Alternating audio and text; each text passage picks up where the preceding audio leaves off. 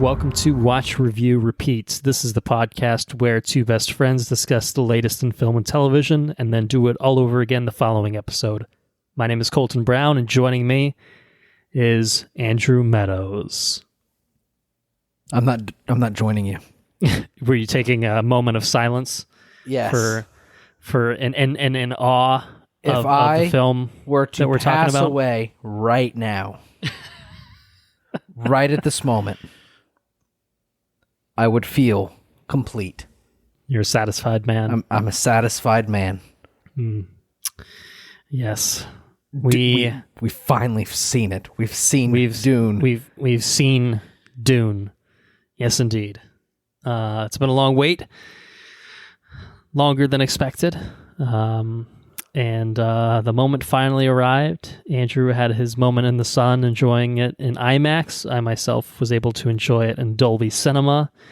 And it's an experience that even if we weren't there together to share it, you know, in the way that we've enjoyed some IMAX films in the past, it's a shared experience regardless. And we're going to share it together on this episode where we celebrate Denis Villeneuve's Dune.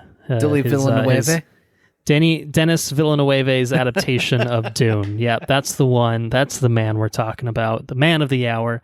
But yeah, you know, I think we teed up a couple of different episodes at the end of the last episode when we talked about Bond. But Dune came out, and you know, we're only a few days removed from either of us seeing Dune, and it didn't make sense to wait.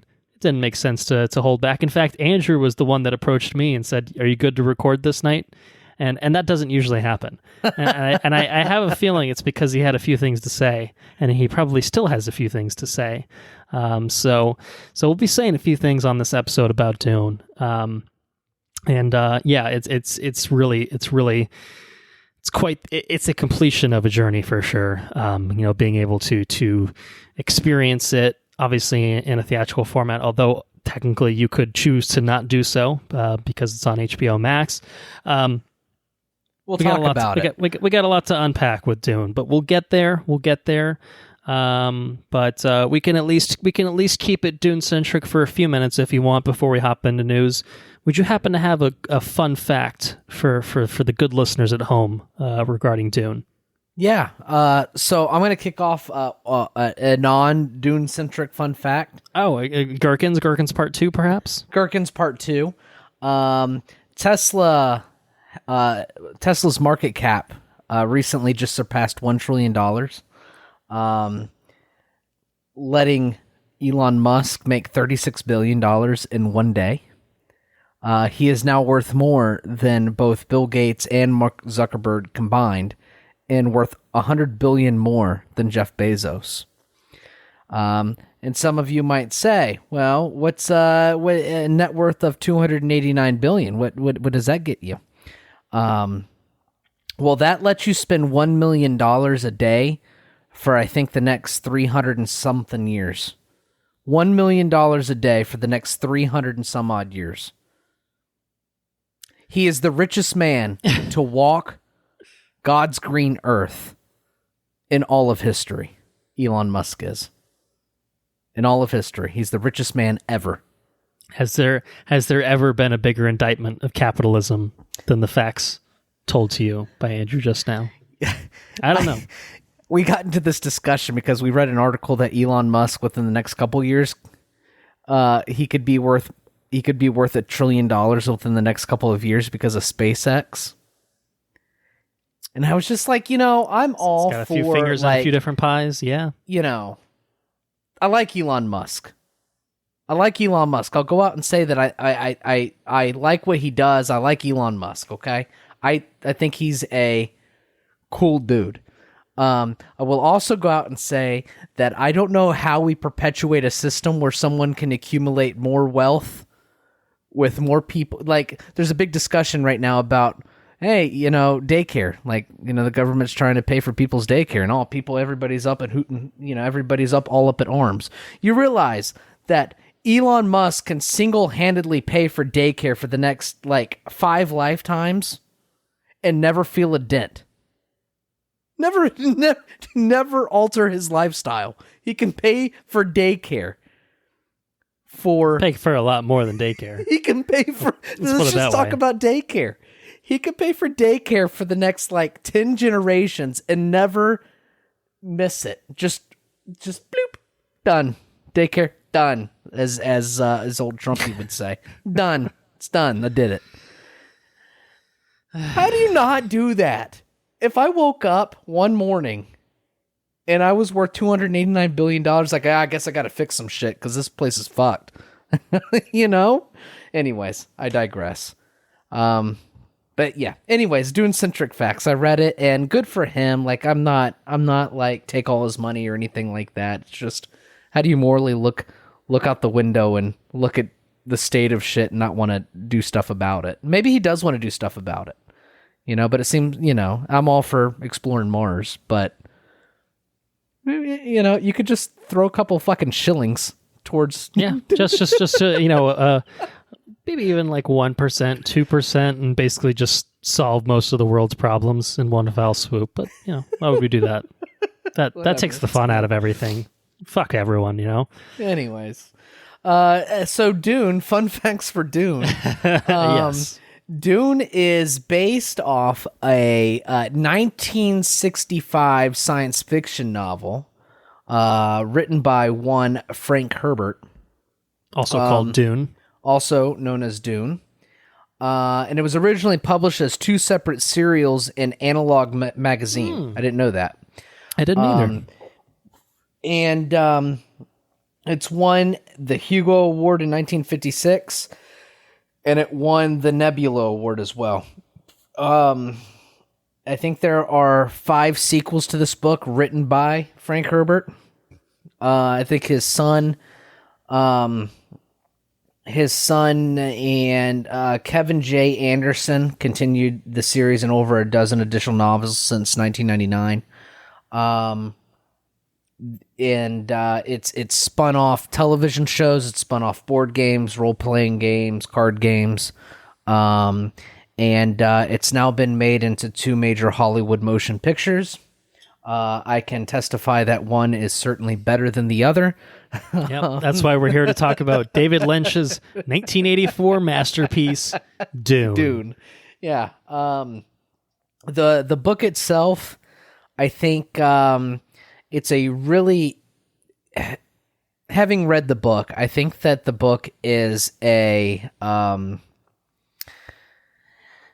it's a really cool testament to how interwoven science fiction can be with the world, the world that you live in, right? The events and the settings and stuff like that, they're science fiction, but, it just takes common problems or real world problems and then puts them in a different, juxtaposes them in a science fiction way, science fictional way. I don't know if that's the right word or not. I don't know. Yeah.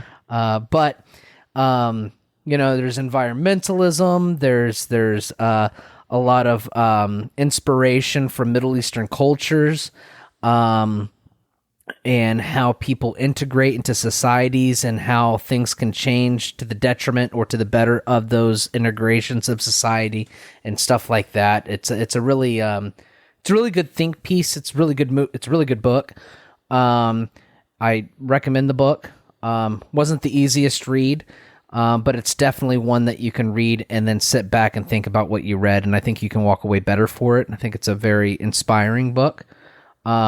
Haven't read any of the sequels. I've read the wikis on the sequels, and the shit gets pretty sci-fi pretty quick. But I was happy to complete the first Dune, and I'm happy just closing the book on Dune. I don't need to look at the rest. But yeah, so that's my fun fact. It's got a lot of history. I mean, you got 60 years worth of history of Dune, and it's a very well regarded, IP. So yeah, I mean, it's a huge IP, a big franchise that seemingly hasn't reached its full potential, perhaps until now. I guess you could argue, as we'll talk about. But it is kind of odd that something that is considered so monumental, I think, in the science fiction genre, that it's taken until now to really get a proper adaptation that we got with this one. I think a lot of people have referred to it as a quote unquote unadaptable book, or something I was going to say difficult that. to adapt. Yeah. And I think that's part of it. But you could certainly see seeds of other projects that have taken on a lot of success since the book was written and came out, that are clearly feeling some inspiration from Dune. So it's one of those, I think, that came out so many years ago, obviously relative to now, but it's hugely inspirational even if you don't realize it. And I think that the nice thing about this movie is it doesn't feel like a retread in any way. It still manages to take the source material and make it fresh and exciting and still inviting for new audiences. And yes, that's a spoiler of things to come in terms of how I felt about the movie, but there's no surprise. There's no real surprise here, I think, overall. But I don't know if you mentioned it. There's also actually, I think, 2 TV miniseries. I'm sorry if I'm stepping on your toes and saying it's that. okay. But, Sci-Fi did but a I couple. think Sci-Fi did a couple. There was one that was, I believe, Dune, just I think a 4-part miniseries adapting the first novel, and then they did a follow-up called Children of Dune, which actually adapted the second and third books written by Frank Herbert, which I think it's Dune Messiah and then Children of Dune. And from what I understand, they're actually pretty faithful adaptations, just low budgeted, bad costuming, that sort of thing, and maybe not the best acting, but pretty decent translations of the book. I guess the books rather. So I don't know. There's some other Dune material to consume if the movie's gotten you in the spirit of wanting to do it. Of course, I think it all comes back to probably what Andrew has been talking about most extensively. That's the book. Go back to the book. Go read Frank Herbert's original material. It's a wealth of information that some of the movie, translates directly. Some of it, it adapts. Some of it kind of skips over because you can't do everything in a movie. But yeah, I think that's a good little snapshot of Dune as an IP, as a franchise, and that'll be a good place to pause so that we can talk some news, and then we'll circle back and probably have a pretty lengthy, extensive, good conversation on Dune. So what I did for the news on this episode is I tried to keep it, I don't want to say short because I don't know if that'll necessarily be true, but tried to keep it concentrated, keep it focused, keep it themed. And I figured I'd go with some Warner Brothers synergy since they teamed up with Legendary Entertainment to put out Dune. So I figured I'd pay it back, and we'd talk about a bunch of shit that they've got coming out for us because they put together a little thing, and it's something that they did last year as well, called DC FanDome.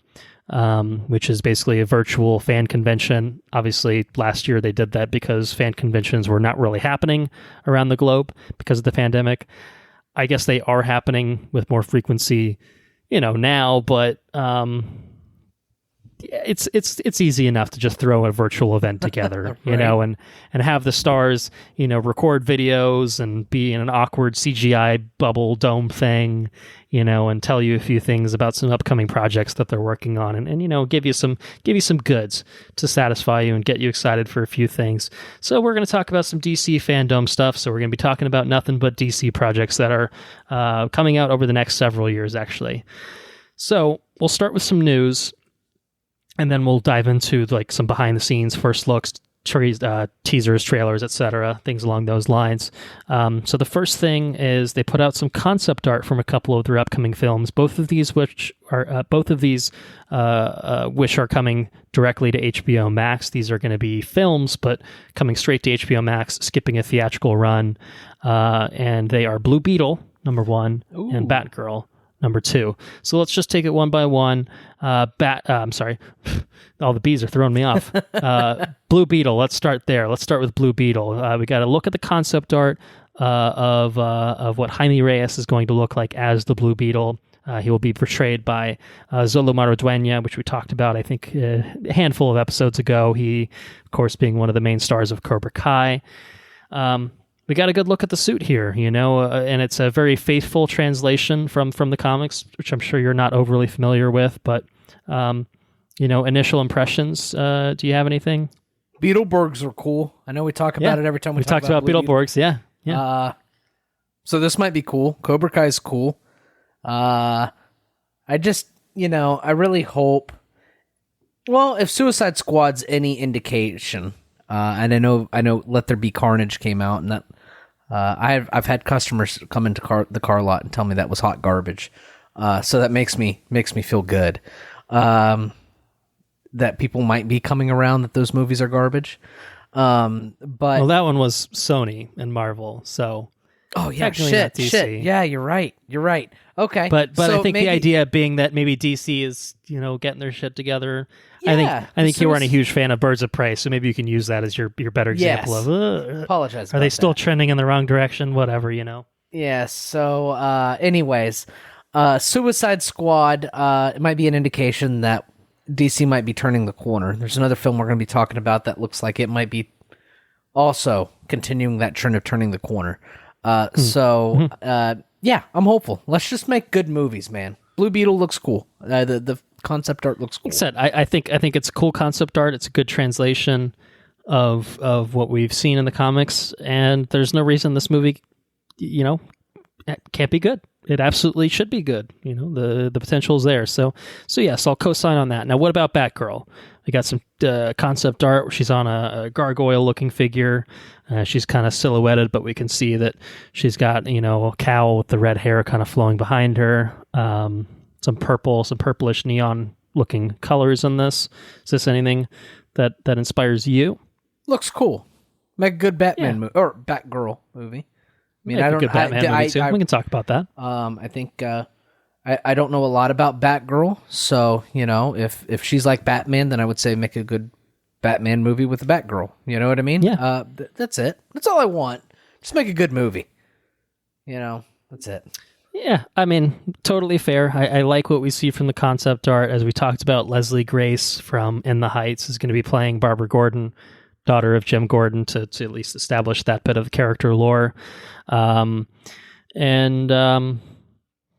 be out in 2022, so I'm sure we'll have something to look at before long. That's more than just concept art, so we can leave it at that for the concept art, but we can move on and talk some more Batgirl, because we got some exciting casting news, and this is technically breaking free of the DC FanDome bit.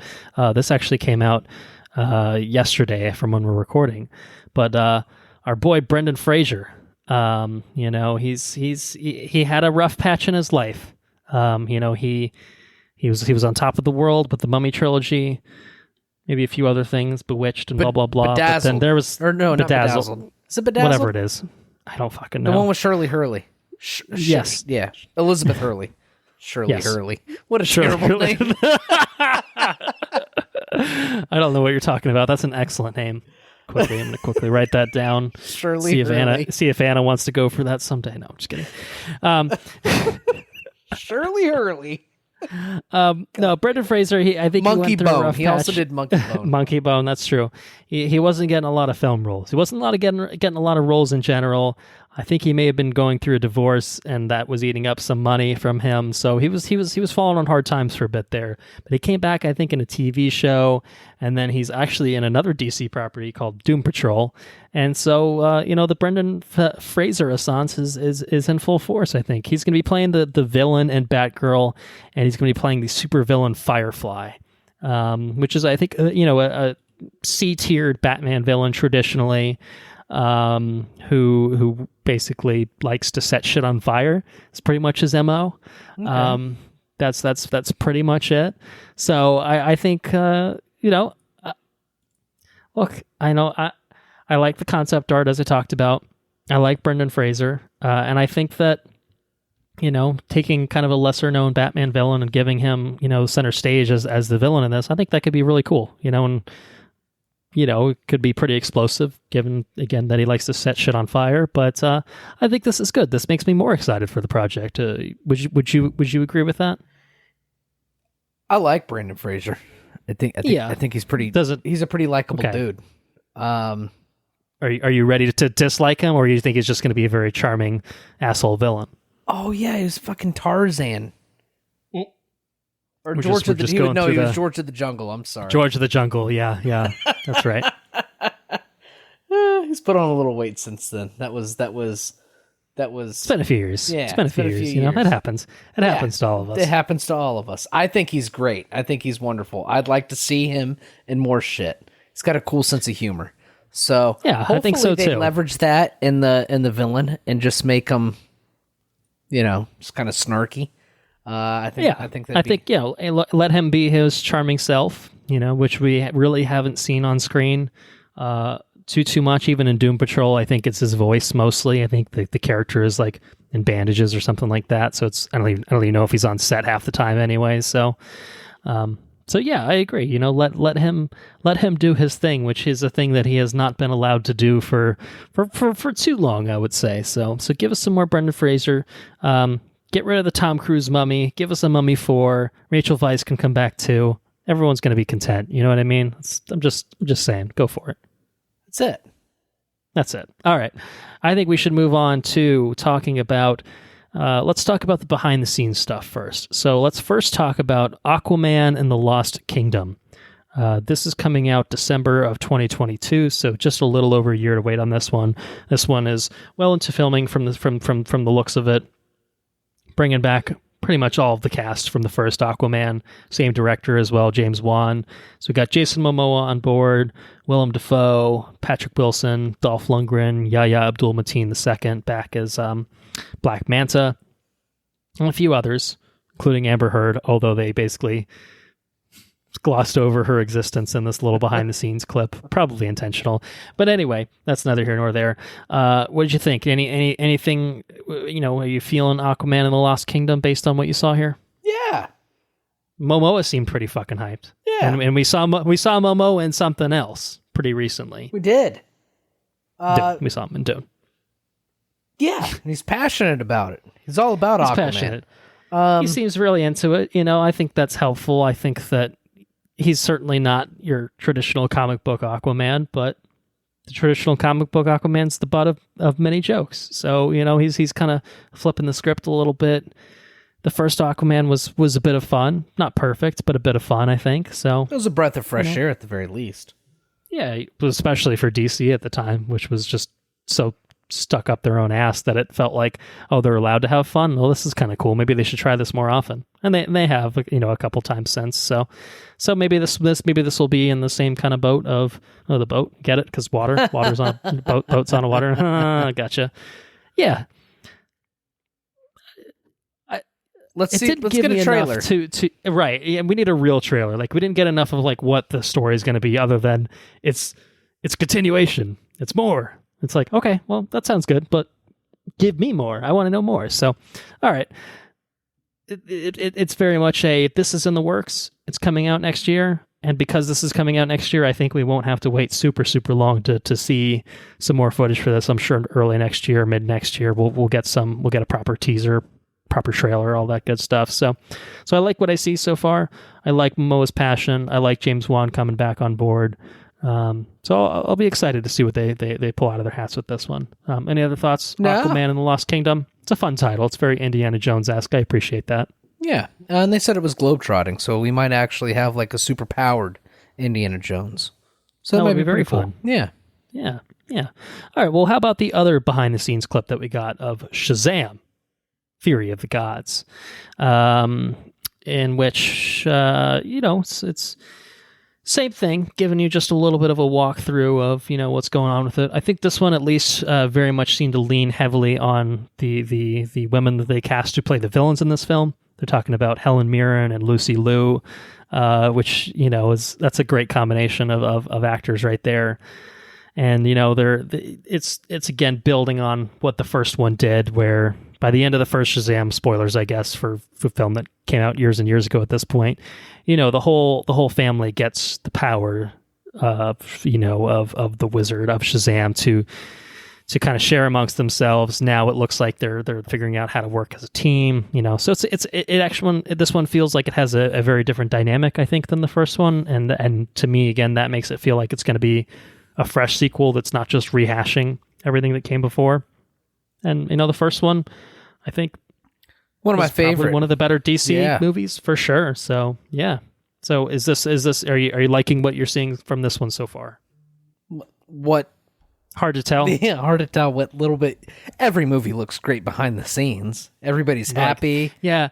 We're making this movie. It's the greatest fucking movie that I've ever made. I'm having such a good time. I'm getting paid millions of dollars, so that probably helps a lot. But I really like the guys that I'm working with, and we got fucking. We're having a little fun, man. We're having a lot of fun. fun. Yeah, it's totally great. Which they probably are having a grand old time. Even when we make shitty movies, it's probably usually fun. So. But yeah, I have cause to believe that we could have some good stuff going on with Shazam: Fury of the Gods. It's the same director coming back. Obviously, the same thing. Principal cast is all largely the same. So there's no reason for it to fail. Now, I said that about Wonder Woman 1984, and we saw what happened there. So it's not impossible that these things could go sideways. At the drop of. I just don't want superhuman flying fist bumping. Well, yeah. I don't know how they'll do it, because I feel like the villains are they're supposed to be goddesses, I believe. So I expect we'll see some punchy shenanigans happening while they're flying. Would be my guess, but maybe they'll subvert that. Who's to say? We don't know. We legitimately do not know enough from what we can see here, other than basically this is also expanding into new places that we haven't seen. What do they say? Something of the gods. I don't know. It sounds like it's getting into some pretty out there shit, and that's fun. I'm all for that. So, is probably can just surmise it and say we'll see what happens, or give me a trailer, something along those lines. Probably either of those reactions might be appropriate. We'll see what happens. Okay. All right. We'll see what happens is usually reserved for things that I'm doubtful on. I'm hopeful that this is going to be something. So never say never. But give me a trailer, just like Aquaman. Give me a trailer, and then at that point, I might say I'm excited, or we'll see what happens. We'll see what happens. It's code for. I think this is going to be bad, but until I see it, I can't actually say that. Exactly. Fair enough. June of 2023, June 2nd, 2023, we'll get Shazam: Fury of the Gods. So we will stay tuned for some more trailers as they continue to film. All right, now we're getting into some things that, we got a little bit more of a taste of. So first up, Black Adam, we got a first look at. A lot of it was, again, the cast talking about, it's great, I play this character, I'm having such a time, it's a good time, it's... in the case of Pierce Brosnan, he's just like, I did 10 years of James Bond, and this is not anything like that. And it's like, well, yeah, filmmaking has changed, my dude. But no, I don't mean to sound mean, but Pierce Brosnan's great. Just not a good singer, as I talked about with those Mamma Mia films that I watched last year. Yeah, we got a little bit here, and then we got kind of what Dwayne "The Rock" Johnson described as something from kind of the intro sequence of this film, establishing why Black Adam is about to change the game for the DC universe, or however he put it. He was very, very dramatic in his introduction of it. He was also on that thing that Neil Tyson, fucking what? God damn it! What's his last name? Neil deGrasse Tyson. Yes, Neil deGrasse Tyson's in the spaceship of infinity. I guess they fucking took his spaceship and put the Rock in it. This is very much the same thing. We're going to talk about comically proportioned men on this episode. The Rock is not comically proportioned. He's just an extremely large man, much like Dave Bautista, who we'll also talk about on this episode. Just ridiculous. Just fucking ridiculous how these guys get themselves into to looking the way they do. I'm sure a lot of hard work, in some cases, maybe some steroids, who's to say, but just fucking ridiculous. I just don't. Some of these guys might be au naturel. I'm not I think casting doubt on what they're doing. The Rock whatever eats they're doing, 10,000 calories a day.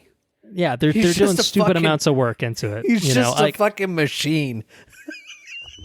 Yeah, and so if it, honestly, one way or another, it doesn't bother me. You know what I mean? Do what you want to do to make yourself happy, to make yourself look how you want to look and feel good about yourself. Whatever form that takes, that's fine with me. So whatever he's doing, he's an imposing man. That's basically what I'm saying. Even when he's in this fucking Neil deGrasse Tyson background bullshit, I'm just like, This man is enormous. He's wearing like that was just my black sweater. Yeah, right. That was just my first thought. I was born to play this character. It was born. He's intense, man. He was into it. So I guess that begs the question: are you into what you saw from Black Adam? You know, it looks like a dark Shazam clip that we saw. Like, right, that's basically what it is. And I don't know this to be fact or not, so you can correct me if I'm wrong. But I think Black Adam is supposed to be Shazam's like arch nemesis, right? Yeah, basically. In sorts. Right. He's not exactly a straight villain, but he's occasionally villain, pretty much villain to Shazam, to Captain Marvel, I guess, as he was known in the comics. I guess they gave up on that for the movies for obvious reasons. But he's also been an anti-hero, and I think we'll probably see shades of that here. I mean, he basically electrocutes a man into a skeleton, which is some real Batman 1989 shit, if I do say so myself. Some Joker from the Batman 1989 shit. But, you know, clearly he's not opposed to killing people. That's not really in tune with what we saw from Shazam, who, in all fairness, is literally just a child, you know, in a man's body, true. you know, doing superheroing things, but certainly a very different personality type. But I think the power set is I think there's some consistency there. Yeah, because I believe that he derives his powers from the same source. And he basically, I think, originates from ancient Egyptian times, and because he's got all this crazy shit, he's able to survive into modern times. So I expect that this movie will be largely standalone, but I think that at some point down the road, they'll have these characters of Shazam and Black Adam cross paths, and probably as arch enemies, as villains, you know, that sort of thing. So yeah, I liked what we saw. You know, I think the costume looks good. I think Dwayne Johnson's great. He really is. You know, he's a huge success story, I think, in terms of transitioning from wrestling, pro wrestling to acting. Paid actor. I mean, yeah, he's making fucking bank on basically everything that he does, and he's good. He's honestly really good. You know, I think there's a stigma, I think, attached with wrestlers becoming actors, and I think in large part that was just because it usually didn't work. But I think he's been a huge exception, and I think that, you know, he's one of the biggest, you know, movie stars on this planet. You know, he sells tickets. He's going to put button seats for this thing. So I'm excited to see it. He's good. He's good. He's charismatic as hell, man. I mean, he's very charismatic. He was charismatic as a wrestler, and he's charismatic as an actor. For whatever reason, that trait doesn't always translate. I don't know what it is. I don't know what, you know, if it's, you know, hamming it up for a live audience versus doing it, you know, for you know, a crew that's just filming you. Like, maybe it's a different thing. I really don't know what it is. Some people have it. Other, you know, again, we'll talk about Dave Bautista on this episode. I think he's one of those that I think. And now, he's got it too. He's a different actor, but he's got it. He's not. Sure. I don't think Dave Bautista. He's not the same sort of. He's not charismatic actor. No, he's a serious actor. But he's got chops. He's got serious acting chops, is what I think Dave Bautista has. I mean, don't get me wrong. I think the Dwayne "The Rock" Johnson. But that's not who he strives to be. No, you know, he's content to be an over-the-top presence that dominates the screen. He's not trying to win Oscars here. He's having fun. Sakes, he wants to exude fun. As Andrew gets pulled by a cat, it says, "You take that back. Dwayne Johnson's the greatest actor on earth." God damn, Chloe. It was Chloe, too. Rock's my fucking hero. Digging your leg. She goes way back. She appreciated The Rock when he asked if you could smell what he was cooking. That's how far back she goes. People's eyebrow, or whatever the fuck that was. People's elbow. He had the people's elbow. Anyway, The Rock. Anyways, so yeah, The Rock's great. Dave Bautista's great. That's the bottom line. We won't insult either for fear of Andrew getting mauled further. So Black Adam, I think we can safely say we're looking forward to it. Great cast alongside Dwayne Johnson, with Pierce Brosnan as fucking Dr. Fate, Aldous Hodge as Hawkman. I think that's awesome. And it's coming out, I believe, 2023. Nope, I lied. Coming out 2022, July 2022. This might be one of the next DC films we're going to get. Shit, I didn't realize it was that soon. So there I go, looking like a big dum-dum. We'll definitely be getting some more footage of this very, very soon. So very exciting. Black Adam, there you have it. Let's move on to the other first look, The Flash. Now, I know what you're thinking. No, I'm not talking about the 7 seasons of that TV show. We're getting a movie. We're finally getting a movie. And Ezra Miller is back as Barry Allen, alongside, apparently, Ezra Miller as Barry Allen. And some other people are here. We hear the voice of Michael Keaton returning as Bruce Wayne / Batman in this. We get a little look at a cowl from behind and a Batmobile tease and some other things in this little first look thing that we got. So what? How are you feeling about The Flash? So The Flash. The helmet looks real dumb. I don't know why. It's like 7 times too large for his face, but maybe they'll fix that in post. Who's to say? I just hope we get a good movie. It looks like it might be fun at the very least. Like, I will say the behind-the-scenes sequence was the best out of all these behind-the-scenes sequences. I really enjoy Ezra Miller's comedy. It's really funny. He's really dry. So, we're making a movie. It's pretty cool.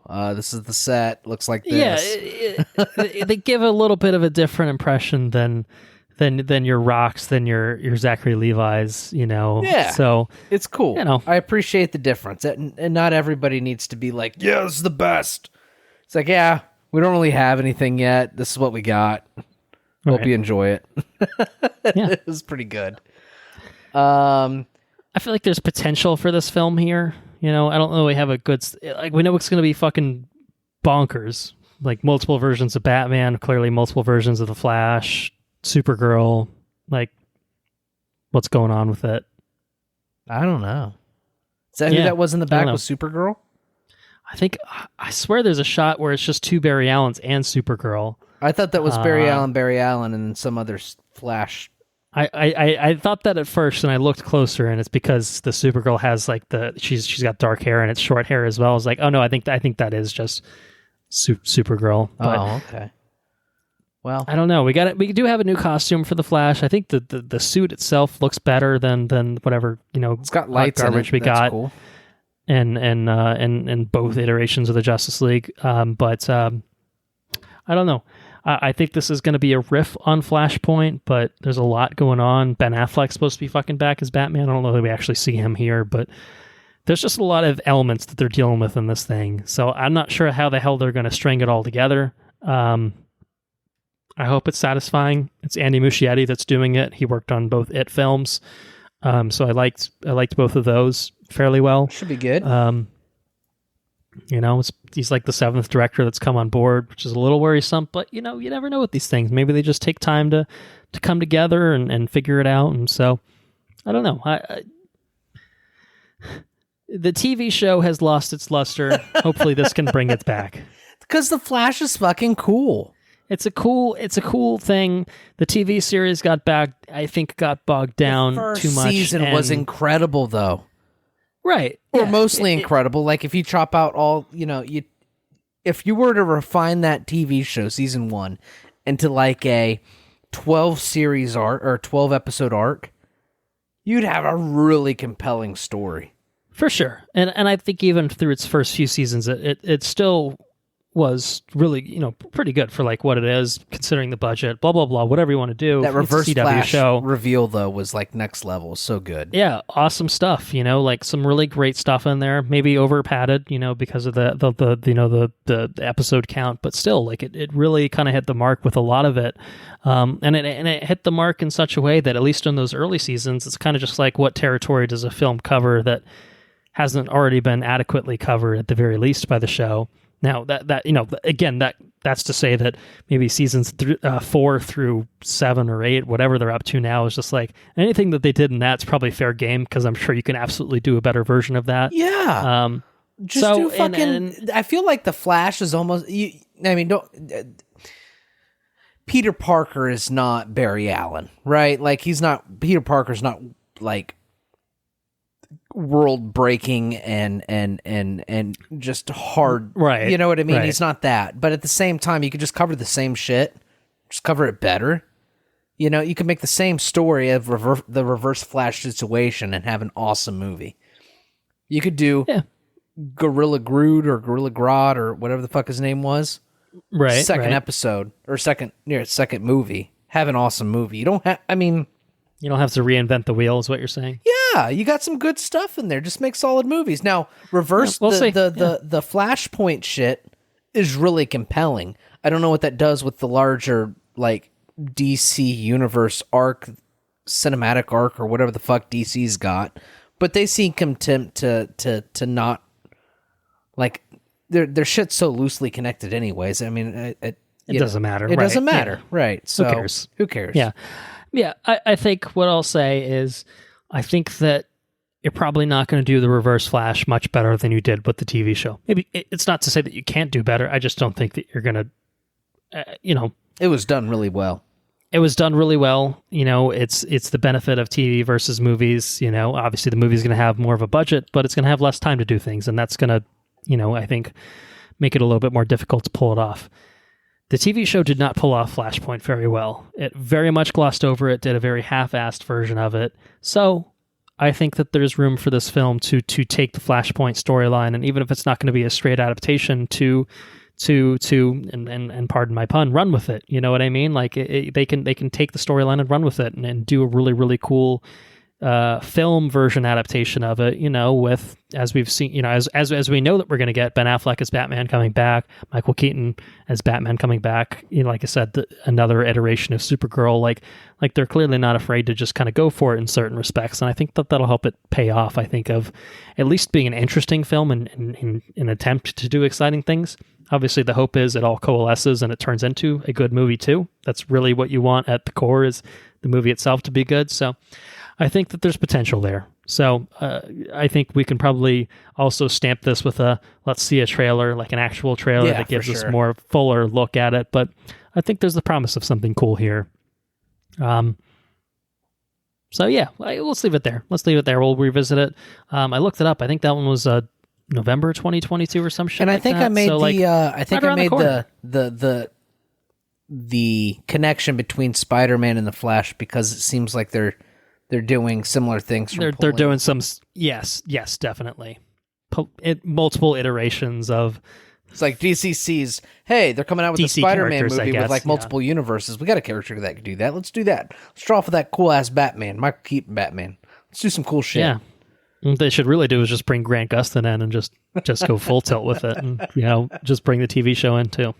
We'll see. He was a good Flash. It's a great Flash. He's let down by some of his material in the later seasons. That's so it goes. You either die a hero or you live long enough to see yourself become the villain. That's the Flash TV show right there. Okay. Two things left. First is a teaser. The last is a trailer. The teaser is for an upcoming HBO Max TV series debuting January 13th, and it is a sequel, I believe, to the Suicide Squad. Coming from the mind of James Gunn, we have Peacemaker, starring John Cena in his ridiculous human proportions. I'm not. Who's to say, really? He doesn't look as ridiculous, like. I guess in some sequences in this, he looks ridiculous. But. Well, he's got his diaper back from the movie, so that's a relief. Glad that we'll have a full extended, what appears to be action set piece, with him in his diaper. Looks. I think this trailer kind of scrubs it a little bit. I think this is going to be a pretty bloody affair in the same way that the Suicide Squad was. We see him covered in blood quite frequently, and I think it's going to be pretty irreverent in the same way that film was. So. Pretty. I hope it's more the directly boys. Comedic take. I think. I hope it's the boys, but with Peacemaker. Yeah, that could work. It could totally work. Yeah. And it does seem like it's not trying to be a super serious thing. And I think that's probably a good approach for the character as he was established in the movie that we saw him in, and then obviously moving forward too. So. And he does, and John Cena does. John Cena does comedy pretty good. That's his strength, I think, is he's got some good comedic chops. I don't know that I'll ever buy John Cena as a dramatic actor in the same way that to again carry forward this conversation. really particularly Dave Bautista. I think Dave Bautista is probably the best like serious actor of the three that we've talked about between For sure. John Cena and The Rock. But I think that they're different Cena, pillars, the three pillars of wrestler actors. yeah, they're the ones that like. And I feel like Cena more so is more like the most recent of them to really kind of make the full transition. It feels like to acting, but And he's done a good job. Good for him. But he's been good. Yeah, he's yeah. I mean him and the Suicide Squad versus him and F9 was pretty night and day in terms of like, is this character interesting and compelling? And some of that obviously is just attributed to the fact that like, look, it's a Fast and Furious movie. What are you going to do? The other ones, yeah, it's a comic book movie. What are you going to do at the same time? So, but I think John Cena was legitimately very entertaining in that. The Peacemaker character is, he's ridiculous. A ridiculous character. Yeah.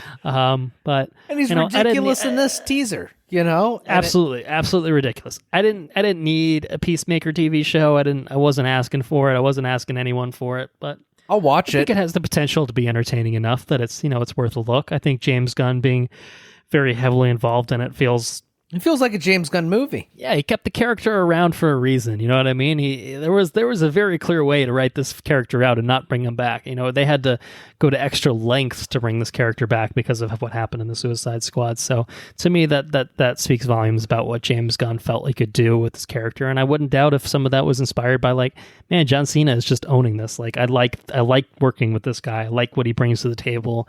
I want to create more material to give to this guy to let him, act out. So yeah, it looks totally fucking ridiculous, but like you said, and if it's boys-esque, if it's the boys-esque, great. It's got a bald eagle in it. He's hugging John Cena at the end. It's good stuff. It's like the Deep.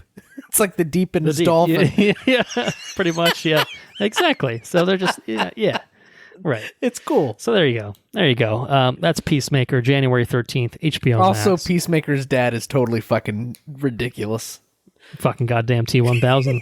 Robert Patrick. You see his haircut. He looks is that who that is? Is that the liquid Is that the liquid one? Yeah. It is. Sure is. Wow.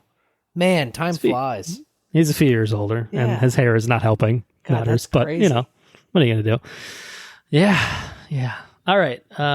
Last but not least, certainly not least, we have a new trailer, as WB dubs it, the main trailer for The Batman. I'm vengeance. Oh, I'm vengeance. What a line. We got some other narration and Gordon narration and the Nirvana Something in the Way is back for a little bit, and then it switches on a gear and just turns into Michael Giacchino's new Batman score for this. It's a pretty epic shit. This is an epic trailer, I thought. It's the first like sequence where like they're approaching the diner. The camera's approaching the diner that the guy's in. It's like, is this Blade Runner? It's just so fucking grungy. It's like, yeah. It's very grungy. And I like it. Yeah, it's like, oh, that's Gotham. That's what I picture Gotham being. Right. We got that taste of grungy Gotham and Batman Begins, and then it just fucking disappeared for the following two. Yeah. And, those are great films. Don't get me wrong. But, this feels like Gotham. Gotham is it's supposed to be a fucking shithole. It's not supposed to be Chicago. It's not supposed to be Pittsburgh. Those aren't shithole cities. You know what I mean? Gotham has a very certain aesthetic to it, and even the Burton films were closer to it, even though they were ridiculous, over the top. And statues of people holding streets. Right. Yeah. This is a little bit more tangible version of that, but yeah. I like it. And Batman's grungy. His fucking car looks like it was hodgepodge. The car. Don't even get me started on the car. Once we get on the car, the conversation ends. All right. So okay. All right. We'll save that for last. We'll start with what else do you got before the car? We get the Riddler. I like the Riddler. I think the Riddler is an excellent Batman villain in it. And one that hasn't been done well in film. No. Sorry, Jim. You just played the Joker. The Riddler just, it really, really drives in the fact that Batman is inquisitive and he's a detective. Fucking detective. Yeah, world's greatest detective. I feel like every time we like see a new iteration of the Batman, it's like, yeah, we're really focusing on like him being a detective, and it's just like, all right, you got the one scene in The Dark Knight where he's analyzing like a bullet fragment or some shit, and it's just like, yeah, it's the Joker, bitch, and it's just like, oh, okay, all right, whatever, whatever the end result of that is, No, but like if they do this villain right, and it does look like they're doing it right, like it looks like Batman's driving himself mad trying to solve the shit. Yeah. Oh man, that's really exciting. It's very exciting. Robert Pattinson, I think, is going to nail this role. It does look like they do a little bit of like the angry Batman trying to get some answers back from somebody that's in jail, and he's like pounding on the window, and I can't quite understand what he says. What have you done? Is that what he says? What have you done? I think so. It's a little muddled. It's a little muddled. I couldn't understand what he said. So they also just nail the menacing aspect of Batman kicking ass. Like he's in a bulletproof suit. Oh, he's just fucking, he's just getting shot to hell, and he's just, he keeps walking. Like that's just, I don't know, that whole shot where it's just the muzzle by the flashes that are, yeah, exactly. That's just such a cool way to visualize it, of gunfire. It's almost like a strobe light effect, but it's fucking gunfire, and it's Batman just slowly walking towards you. And even towards the end, and maybe this is veering too close, dangerously close to car territory. Oh, no, don't go there.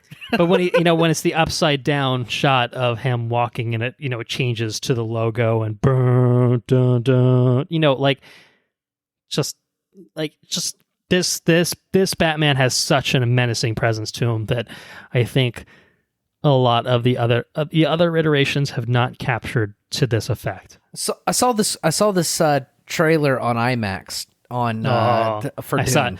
I saw it in Dolby, and I wasn't expecting it. So goosebumps, dude. Got goosebumps. I was like, I was like not quite paying attention, and then like the first few things happen, I'm like, this is fucking Batman. This is fucking Batman. It's happening again. And then I was just roped in and just could not look away. But we're old enough to see like 3 different Batman movies in theater, like a bunch of Batman movies, different Batmans in theaters. Yes, definitely. We're fucking old. But man, it looks great. It really does look fucking fantastic. The bat suit looks awesome. Yeah, I like the bat suit. I'm a fan of the bat suit. The cowl. I'm not 100% on board for the cowl. I'd say I'm like 75 to like 80% on board with the cowl, but the suit itself looks awesome. Definitely. I think it's really cool, especially when we know this is an early days Batman. To me, this being like not quite his like professional crime fighter Batman suit. It feels real while still being stylized. It doesn't feel like everything has to be super realistic, and this Batman built it. It looks like a practical cave suit with a box of scraps. Yeah, it looks practical. He can move his head. Right, but still evoking Batman. It's still definitively Batman. So yeah, One I of like the cool it. things about another thing I like, not to cut you off. What do you like? So there's a sequence in Batman, The Dark Knight. The Dark Knight. Okay. There's a sequence in The Dark Knight. I think it's probably one of my favorite sequences. In Tokyo, where he flies, and it's real slow, like the glider and shit. Yeah. Yeah. So they do a real quick sequence, and you can't quite catch it. Like it's real fast, but they make sure to show Batman just like flying next to these windows. That got me hyped as hell, dude. Yeah, I'm. This Batman does not appear to be I'm stalking in the night kind of Batman. This Batman is just going to go in and get shit done. If that means I'm walking through a corridor and getting blasted by 100 different guns, I'm doing it. If that means I'm flying in to catch somebody, from like this building way down here to the street, I'm flying in. This is a visceral Batman. I'm excited for a visceral Batman. I don't think we've seen a visceral Batman. I mean, I guess you get a little bit of visceral with Christopher Nolan's Batman. I mean, he was kind of brutal, but we not got like the taste this. of it in the warehouse scene in Batman v Superman, with Ben Affleck's Batman. Unfortunately, the other 2 hours and 25 minutes of that film are basically just trash. So it kind of throws it all out the window. But I disregard that. This is like, it would be cool if we got this Batman. He's visceral, and then maybe he thinks on what he's like. You know, he lives with what he's done, and then he retros back as he gets old.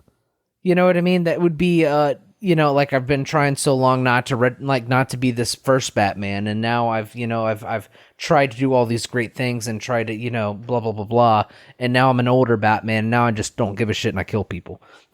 Which isn't Batman, but that's Ben Affleck's Batman. You know what I mean? Yeah. Yeah. And so this Batman's just really brutal. Like, I want some long drawn, and it looks like we get him. Hold on. When you say that he's brutal, do you mean he's brutal? I didn't do that justice, but you knew what I was going for. I know what so you're it going was worth for. the effort. I want a Batman Brutal. that gives me. I want long drawn. I want Daredevil one sequence fight clips with Batman. That's what I want. I want the choreography. Yes. I want the brutality. I want I want it all.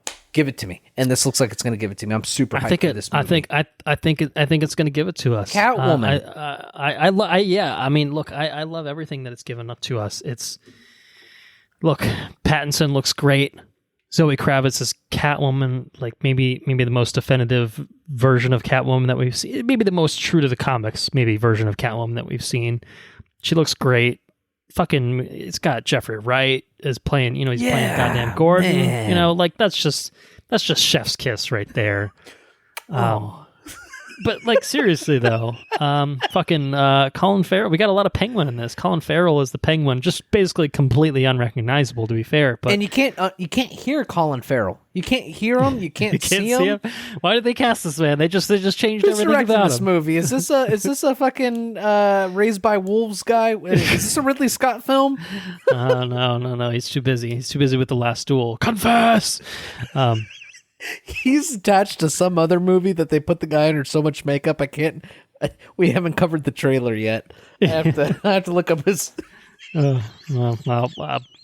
a bookmark real quick. in that. We'll talk about it on a future episode maybe, but let me know what it is if you find out. This is directed by Matt Reeves. Did the Planet of the Apes, the second and third one in that trilogy, Cloverfield. We get what's his face as Jeeves, not Jeeves. Alfred, Andy Serkis as Alfred. It's a great fucking cast. It's a bunch of characters that we already know and love from other iterations of things, but I'm excited to see these iterations of them. I think it's going to be really, really awesome. So anyway, House of Gucci. Have you seen the House of Gucci trailer? Okay. You get Jared Leto's under like 15 pounds of makeup. Good stuff. We'll talk about that on a future episode because I've only seen pictures. I haven't actually watched the full thing of that. So anyway, let's go ahead and close this out. Let me say, I think you were saying something about a car in the Batman. I think maybe that's a good place to finish it. So the car is amazing. You get this. I gotta close out of Jared Leto. Yeah, we gotta close that out because I'm starting to laugh too. God damn it! Now it's in the chat. I need to get rid of it on the chat. Okay. Compose myself. Okay. The car. This Batmobile is one of the. I think it is the. I mean, don't get me wrong. Tumblr has its place. Tumblr is cool. Tumblr's a tank. That's cool, right? I am a huge fan of this car. A couple of reasons. I was a fan of it from just the poster, the stills or whatever that we got a while ago, like 2 years ago. But this car, in motion, it looks like an old school car that has just been retrofitted with all sorts of cool shit. It's got some sort of jet booster in the back. We didn't get a lot of shots of the motor or the engine in this car, like we did with those pictures. Those engine shots are super cool. But we know it's a rear-mounted engine, and it's got a jet flame booster thing in the back, which is like typical Batman stuff, which is cool.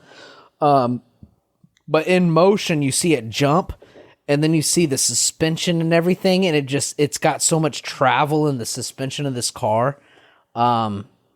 It's like a Mad Max car for Batman. Yeah. And it's fucking rad. Like, it's so cool. I cannot wait to see, like, behind the scenes shit with this car. It's a cool looking car. Yeah, definitely. Man, whoever's driving it, I guarantee you, is just having the time of their lives driving this car. Very, very, very, very, very, very cool car. I don't claim to be like a supercar guy, but I'm all about this car. Very, very, very cool Batman car for a visceral Batman. And that's pretty much all I got. It's just easily one of the coolest cars I've seen in film. All about it. Yeah. I mean, Batmobile better be fucking badass, or your Batman is missing a critical element. But That's true. But I guess it's working out here just fine. So we're gonna be able to see the Batman next year. March 4th of 2022 is when this film will debut. And this, now that Dune is out, there's a few things I'm looking forward to, but this could top the list for me, to be honest. Just something about the aesthetic, all of it is really just exactly what I want out of a Batman film. So it might be the top of the list. It might be, but very, very excited to see what WB, Matt Reeves, Robert Pattinson, etc. have in store for us come March. I just got to wait a little bit longer, but the wait for Dune is over, and the wait to hear us talk about Dune is also over. So let's talk about Dune. Let's have a nice conversation about Dune. We'll see where this conversation takes us. Dune was written by John Space, Denis Villeneuve, and Eric Roth, directed by Denis Villeneuve, based on the novel that we discussed at the top of the episode, Dune by Frank Herbert. Stars Timothée Chalamet, Rebecca Ferguson, Oscar Isaac, Josh Brutal Brolin, Stellan Skarsgård, Dave Bautista, Stephen McKinley Henderson, Zendaya, David Desmalchin, Chang Chen, Sharon Duncan Brewster, Charlotte Rampling, my man, Jason Momoa, and Andrew's man, Javier Bardem. Oh, Mr. Bond. In this film, Dune, Paul Atreides and his family, the noble house Atreides, are thrust into a war for the dangerous desert planet Arrakis between the native Fremen people and the enemy invaders and former rulers of Arrakis, the House Harkonnen. So, this feels like a very important film for us to do a box office breakdown for, because there's a lot riding on this. So can I get some horns? Box office breakdown. Oh yeah, we did it backwards. Box office breakdown. I didn't know what I was doing. The horns. I knew the horns weren't right. I knew it was all wrong, but I just had to do what I could. It's supposed to be the honky. They're supposed to be the hockey horns, not the honky horns. So Dune came out. This was a simultaneous debut in theaters and HBO Max, which of course undercut its probably full box office potential. But the good news is Dune scored the best box office debut for Warner Brothers this year. It's the best of any of their releases that have also been put out on HBO Max. And so it scored a cool $41 million domestically in its opening weekend. Obviously not a huge sum compared to the likes of some other things we've talked about. Bond, unfortunately Venom, Shang-Chi as well, Black Widow, have all been up there, F9. They've all been a little bit more, but all of those films have not been the exact same. It's apples and oranges to a certain extent. Even though Black Widow was on Disney Plus Premier Access, that's still $30 that you're asking on top of the Disney Plus subscription. This is totally free on HBO Max. You can watch this on HBO Max if you want. I don't know if I'd recommend it as your first viewing. It's a speedboat in a pool. Exactly, as our boy Denny puts it, he would not recommend you do so. But if you feel so compelled to watch it on your Apple Watch, I suppose technically you can do it. You poor soul, you can do it.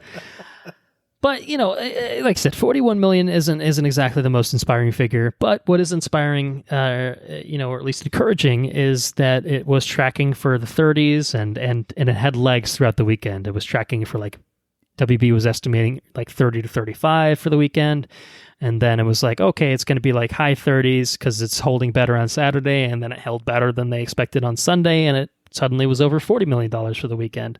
So it was doing well enough. And I think that it's a good debut for WB. It's the best debut for Denny that he's ever had in his career. And obviously he's not exactly had anything quite along these lines, in his career. A lot of his films, I think, have been a little bit more artsy and not expected to be huge successes. But worldwide, it's playing very well as well. And I think that's exciting. So it's a $223 million worldwide through its first weekend in North America. It's been playing overseas for a few weeks now, so it's built up. It's some over the course of some time, but the bulk of its box office take has been from the international scene so far. But I think this film, will have some decent legs domestically. It'll have some competition coming in with really more particularly Eternals coming in 2 weeks will probably kill most of its legs. But I think because of what Dune is, I think it has the potential to span audiences of different generations. So I think that we'll see it play okay for a little while in theaters. And I think that ultimately I would have to think that legendary WB will have to be pretty okay with what they're getting from it, especially given that they're also just reaping the benefits of anyone subscribing on HBO Max. So I'm sure they got some new subscriptions to watch Dune. So what I can say before we really talk non-spoilers, and really what I mean by that is I'm going to turn the microphone over to you and just let you gush as much as you can. Okay. What we can say. Okay. What we can. Well, I'm gonna. Before sorry. we do that. Before we do that. I know. I'm sorry. I didn't mean to prematurely excite you too much. But what I will say, and it's fortuitous that we're recording tonight, as opposed to yesterday or any time before that, is that Warner Brothers and Legendary have actually already announced, and it was in question for some time, but it's now been announced that Dune it was Part in 2, question. It had not been officially announced or greenlit until literally today. It was in question whether Dune Part 2 would come about, whether we would be getting a continuation. How do you make of this. a movie on this scale and not? We'll talk about it. Look, we'll talk about that, and I think that's a worthy conversation to have. I totally agree, for the record. But we now know Dune Part 2 is coming. We know that Denis Villeneuve is going to come back. He's going to direct it. It's going to come out in theaters October of 2023. It's Dune Part 2. And as we'll talk about, the Dune movie that we're talking about in this episode, marketed as Dune, technically the title card shows it as Dune Part 1. I think it's very much a Dune Part 1 as a film. So we'll get into that. We'll definitely get into that. But I did want to throw that out there because it's hot off the press news, and I think it's very important. And I think it provides an important context for this film that we're talking about right now. So now's your opportunity. Gush away, talk about Dune Part 1, whatever you want to call it. Let me know everything that is swimming around in your brain right now. Okay. What's going on in there? So, this movie is perhaps... okay, let's just start with the most epic thing of this movie. I think it might be the most epic thing of this movie. Let's talk about Hans Zimmer's score. Yeah, we can do that. Hans Zimmer's score in this movie is the best score he's ever put out. I can 100 and... It's a bold take because it's fucking Hans Zimmer. It's a bold take, but I can 200% say this is my favorite score that he's ever put out. It is a driving force in this movie. Should I give you a fun fact? You can finish your thoughts. Well, if you have more thoughts on the soundtrack, I don't want to cut you off. I've been building it for days. I can. You can keep going. You can keep going whenever you want. This score. I mean, I know that on this podcast we have shat on Hans Zimmer for being lazy at times. Wonder Woman 1984 is certainly a prime example of him just flat out not giving a shit about the project that he's working on. This is not that. And this is very definitively not that, because I think I don't know if it was an interview with Denny, I don't know if it was an interview with Hans, whatever the hell it was, but basically they were done with this movie and Hans Zimmer was still going to Denny and saying, here's more music. He's like, the movie's done, dude. Like, there's nothing left to do on it. And he's just like, yeah, but the sequel's, you got to work on the sequel. Yeah, I'm getting this ready for you. So Hans Zimmer was really fucking inspired. And, he's got a crazy, he's got the regular original score. I think I talked about it at the end of the last episode. I got you a vinyl of the Dune sketchbook, which is like the song full... on that sketchbook is each side of the record. It's a 3-record thing, and each side of the record is a complete song. Yeah, it's just like full orchestrations of like, probably the things that got chopped up to turn into what the score ultimately came to be. But it's like fucking 20-minute goddamn Dune-inspired epics that Hans Zimmer just fucking came up with for this shit. Maybe he's a big Dune book fan from the get-go, and that's what got him going. And then he sees Denny realizing it, with this vision. I don't know, but it's pretty fucking awesome. So anyway, I don't know exactly where we were before I brought any of this up, but I think you were saying something about Hans Zimmer's score for Dune. So Hans Zimmer's score for Dune. Zune, that great Microsoft product, of which I own one, for the record, is a driving force for this movie. It's relentless and doesn't let up throughout the entire film. It's the most ridiculous thing I think I've ever experienced. It also contributes to this movie being the loudest movie I've ever seen. I can't even imagine how it is in IMAX. It was a lot in Dolby. My brain felt like mush after. And I can't tell you that. I want nothing less. It was a completely epic score. And I think the best that he's ever put out. I stand behind that. I think it's a incredible work of art. It's very good. You can tell it was a what do they call that? It was just a tour de force. Yes, they said that the other night on the Voice. I was going to rewind it and record it and send it to you guys, but it's a tour de force for sure. We can also talk about cinematography. This is a beautifully shot film. It is beautiful. In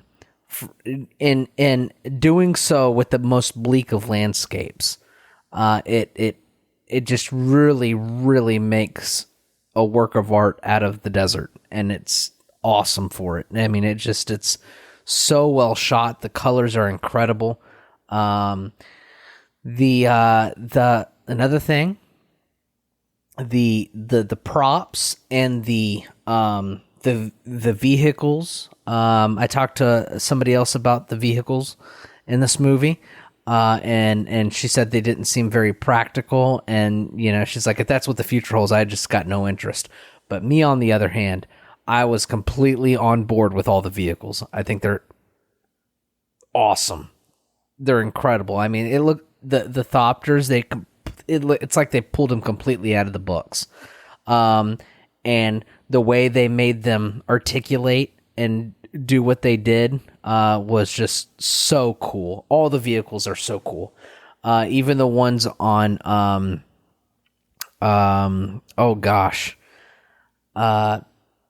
Atreides' home planet. I can't remember what it's called. Caladan. Did you say Caladan? Caladan? What? Anyways, I'm sorry. Blessed. You're right. Anyways, on that home planet of theirs, those vehicles are cool too. All the vehicles are super sci-fi and they're really cool. And they're all it's almost like Blade Runner 2021, just like out of the grungy atmosphere of Earth. And it's really cool. It's just high sci-fi, and it's awesome. It's so well realized. There is a slight shortcoming, and I think it's strictly because I came from the book to the movie, and that was the development of certain characters and the depth of those characters and the organizations of those characters. And there's just a lot more depth to the book. And I think I can see why they did what they did. And they still pulled it off. So I mean, I think it's more of a bias than it is a critique of the movie. So I'm hesitant to talk about it. We'll talk about it more in spoilers for sure. Yeah, that sounds good. But the characters that were represented on screen were, I think, mostly full of depth.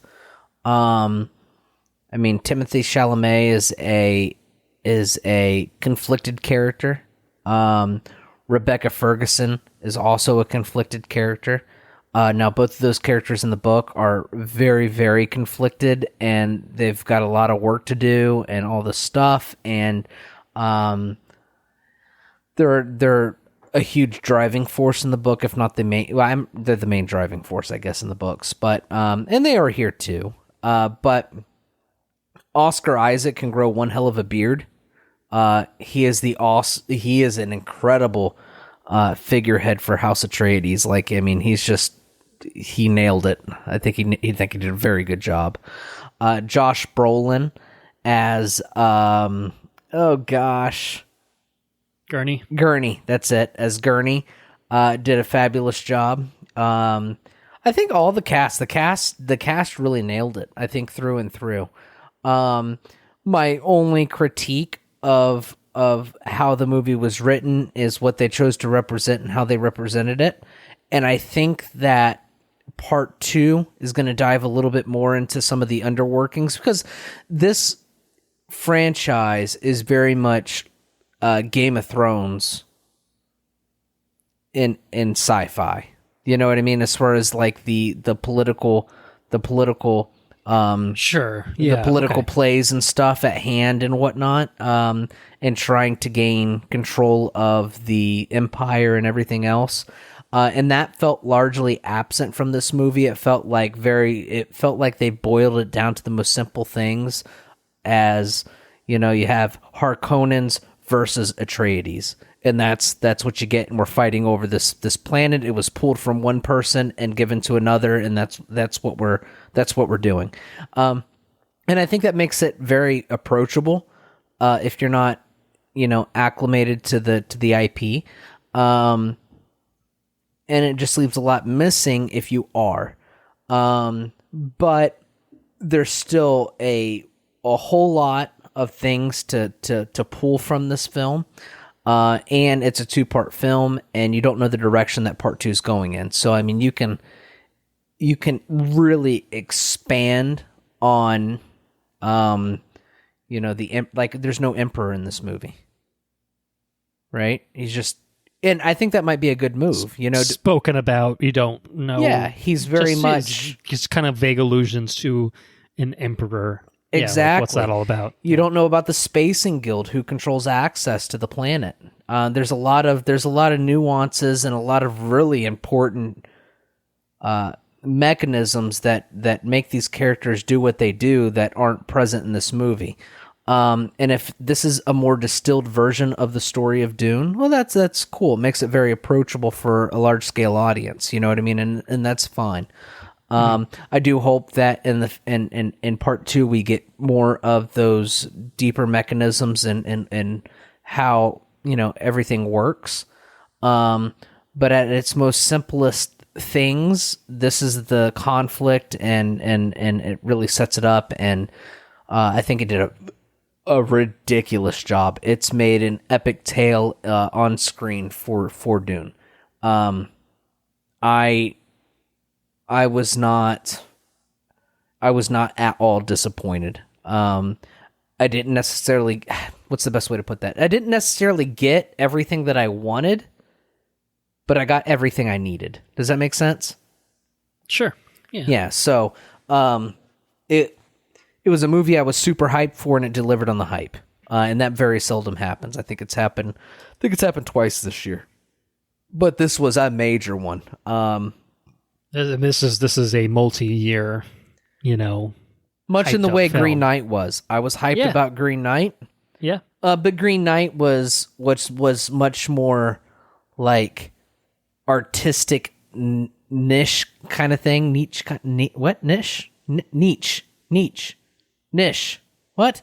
I don't know what I'm trying to say. I think there are actually multiple pronunciations that are acceptable for that one. I think you've got at least one of them, so you're okay. fine. Good. Anyways, that one was that was a very different thing, and why I was hyped for it. And this is you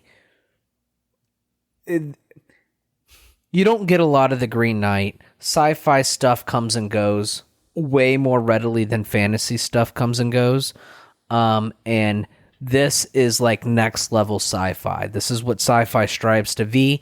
And I would also say that like this is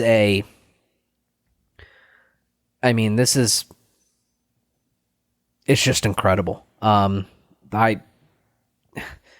don't get this very often in the genre, something to this scale, something this well done, and I think it's an incredible work of art, and it really, I don't know, man. It brings everything to a whole new level. It's so good. Well, I'm pleased to hear that it satisfied your expectations. Brought you joy. I think it brought you joy. It did bring me joy. I was slack-jawed the entire time I watched it. I also heard you had a nice Wagyu steak either before or after. I did. It I was tried part of your birthday celebration. Yeah. So I went to Capitol Grill before I watched this movie. Sarah and I split a bottle of wine. Nice. And I got a Wagyu steak. I will not get a Wagyu steak again. It's just obscenely expensive. But worth trying once, maybe. Yeah, I've walked the earth for 30 years and have not tried the most renowned steak. And so I tried the most renowned steak, and I can tell you that it's renowned for a reason. It's pretty good, but still fucking expensive. So it's what are you gonna do? absolutely incredible. Yes, it's an incredible steak. You can pull it apart with your fingers, which is ridiculous. And it looks like somebody just took a pencil and just drew a line of fat in the middle of the steak for whatever reason. It's just a delightful experience. It's so good and succulent. The waiters even come by and like brush the table clear of breadcrumbs to make sure your table is free of breadcrumbs, which is cool. I see. Okay. Ridiculous restaurant. It was so good. Anyways, I got to the movie and I actually while we were going through the news, I was scrubbing through the movie. So if I seemed delayed in responses, it's because I was kind of like brushing up on things that I may have been groggy watching. It's a lot to take in too, to be honest. There's a lot to unpack in this film, in the sense that I think you're in a better position because you have familiarity coming from having read the novel, but it's still, there's a lot to take in. There's a lot of territory to cover. There's a lot of settings and characters and blah, blah, blah. So it adds up. You could be forgiven for missing a thing or two, or not completely remembering another thing or two. So yeah. So I was scrubbing through it, and it appears that I was absent-minded for probably about 15 minutes of the movie, which in the scale of things is a very small portion of it. So it's good. That's good. And then once shit hits the fan in this movie, it hits the fan in a big way. And you're just catapulted forward in a massive, massive way. So yeah, anyways, I got to pump the brakes. I'm done. Not spoilers. We got lots to talk about in spoilers, still. So, I'll offer my non-spoiler thoughts and we'll do a recommendation. Listeners can probably piece together what we're going to go with. Even having not heard my part. What I will say is I think that you and I come at Dune from different perspectives, and I think that makes for a better conversation ultimately. Yeah, for sure. It wasn't intentional, I will say, and that is, you read the book. earlier this year, I think. Probably within the past. I finished it. Yeah, past within 2 months. Past few months, I would say. That you listened, read it, however you consumed it. I myself wanted to read it before the movie came out, and as I talked about on the Bond episode, I left myself with all of one day to try to read the book before I saw it. Obviously, I did not read the entire book in a night. I guess it's probably technically possible, but did not happen. I read one chapter, and then I saw the movie, and I've continued to read the book since. So my experience for much of the movie is the opening scene. I was just like, well, let's see how they adapt this. And they did adapt it, just not right at the beginning, I will say. Other than that, I'm just been, pulling back the threat, the curtains a little bit more on the book as I read it, and now the movie is my comparison point. So it's a little bit of an inverse of how you would have it, and to be honest, it's pretty typical for me. I find that in most cases I tend to watch things because I'm a very visually oriented person, and then I find myself inspired to go back and read the thing. And I think that, yes, you obviously get a lot more introspection through the book. The book, there's a lot of internal thoughts from characters, and the politics, the Space Guild, what the Bene Gesserit are up to, even more so than what you get in the film. Like, there's a lot that the book covers that the film really doesn't cover, in a lot of depth, I guess, overall.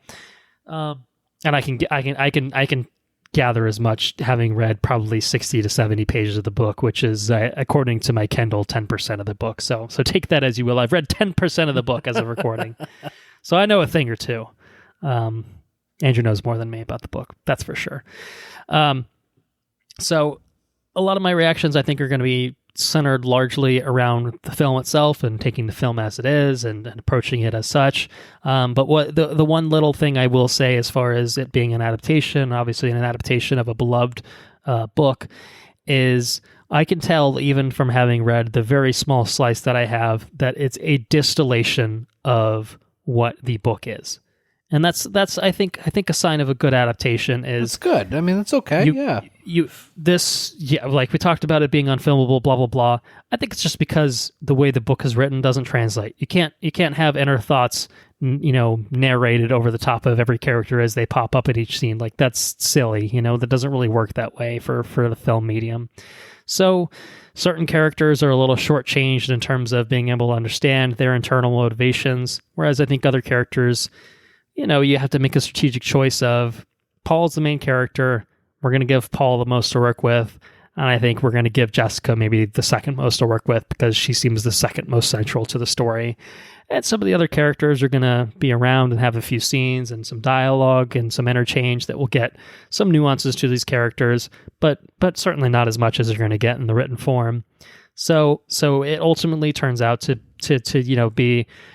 let's get the finest points and the most salient points that we want to convey from this book, and let's tell that story in a slightly different manner. Let's make it more about the visuals of this telling the story than it is about the inner thoughts, the inner monologues, the inner dialogues.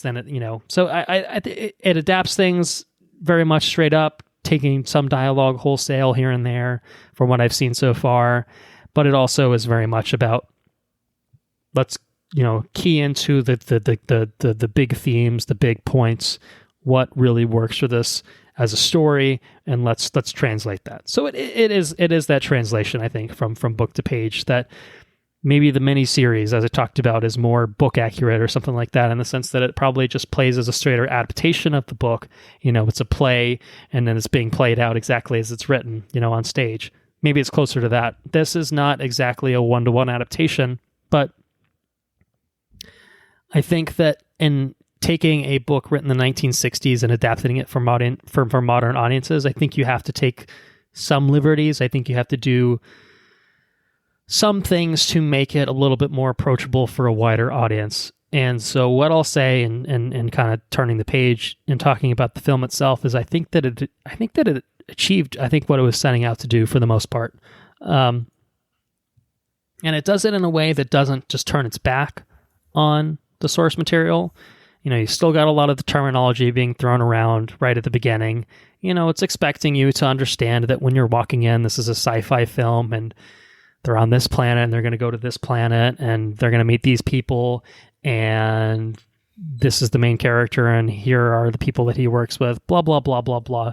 There's a lot for you to kind of have to take in and just kind of, you kind of have to roll with the punches at a certain point. You have to understand like what you're getting yourself into. But that's no different than other films, right? It's no different than a Marvel film. No. It's no different from a DC film. There's things that you're going to have to kind of just get, and come to grips with. So I think that it works from that standpoint of respecting the source material enough to just honor what it's trying to do and not just dumb it down. It doesn't dumb it down. It just, no. I think it takes the key points, and where it thinks that the dialogue needs to be unchanged, it keeps it unchanged, and where it thinks it can be simplified and and told in different ways, or told at this point by this character instead of another character having this conversation. Fine, you do that. You do it in a way that makes it ultimately, maybe, hopefully, play better for general audiences, for anyone that's watching this film, because you want this film to not feel so niche, however you want to say niche. It. You want it. That's my word.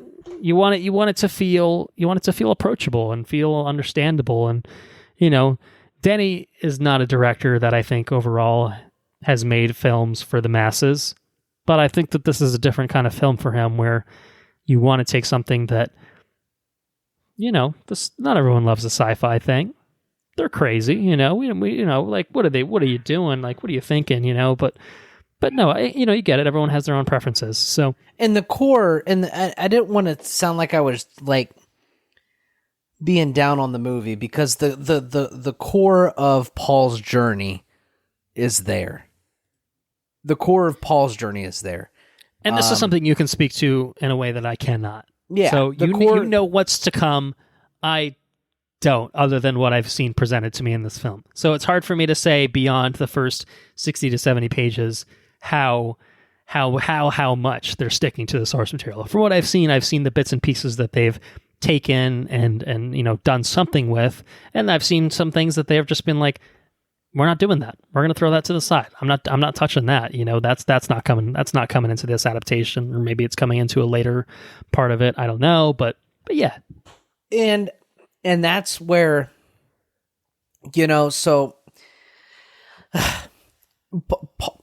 the movies, the story, the book and the movie are very much about Paul and his journey, right? Mm-hmm. And sure. And the Fremen people, I should say Fremen, the Fremen people. And that core element is there. The internal monologues about the importance of water on a desert planet, and in the inner workings of the government and the different societies and stuff that are at work. Those are, I think you get a hint of it, but enough that it's there, but not enough that it's spoon-fed to you and explained to you. And we'll talk about it in spoilers as much as you want to talk about it in spoilers. Yeah, sure. I don't want to spoil the book, but I think it was a film that really wanted to tell everything as visually as possible without just boring you with exposition and monologues. I'm not saying that that's what the book is, but that's in a way what books are. It's all written. You can kind of get into the nitty gritty. That's right. And expect your reader to kind of just, get it and be like, okay. I'm absorbing this bit of information. You have to convey information in such a different way in film that you have to pick and choose your battles in a way. And I think that's what this film did. They chose to pick up on things that I don't know. I don't know. Like, we'll get into it in spoilers. I'm curious to hear what you have to say in terms of how they approach the adaptation. For me, like I said, that's a question for me, or that's a question for you, I should say.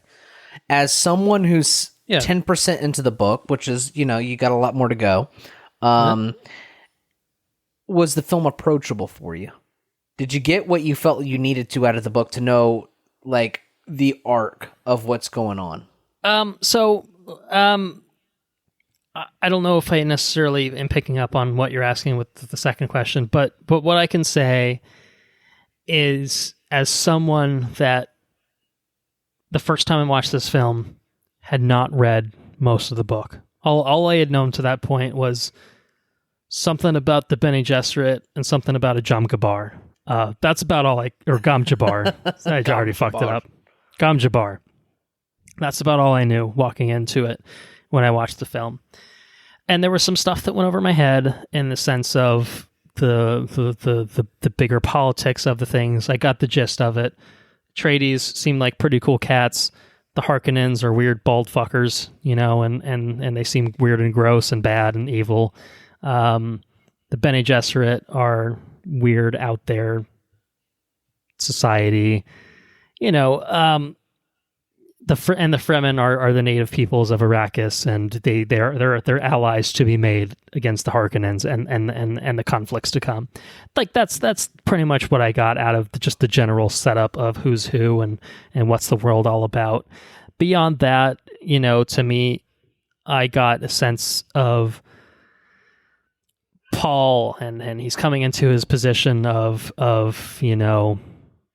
being a leader for his family, and what goes into creating a successor to the leader of a major family. Those are kind of just the basic things that I got out of the movie. And beyond that, I think you get some more depth to these characters. Like I think particularly for my money, I think Paul and Jessica are the two characters that I think are the most serviced in this film in terms of giving them depth and then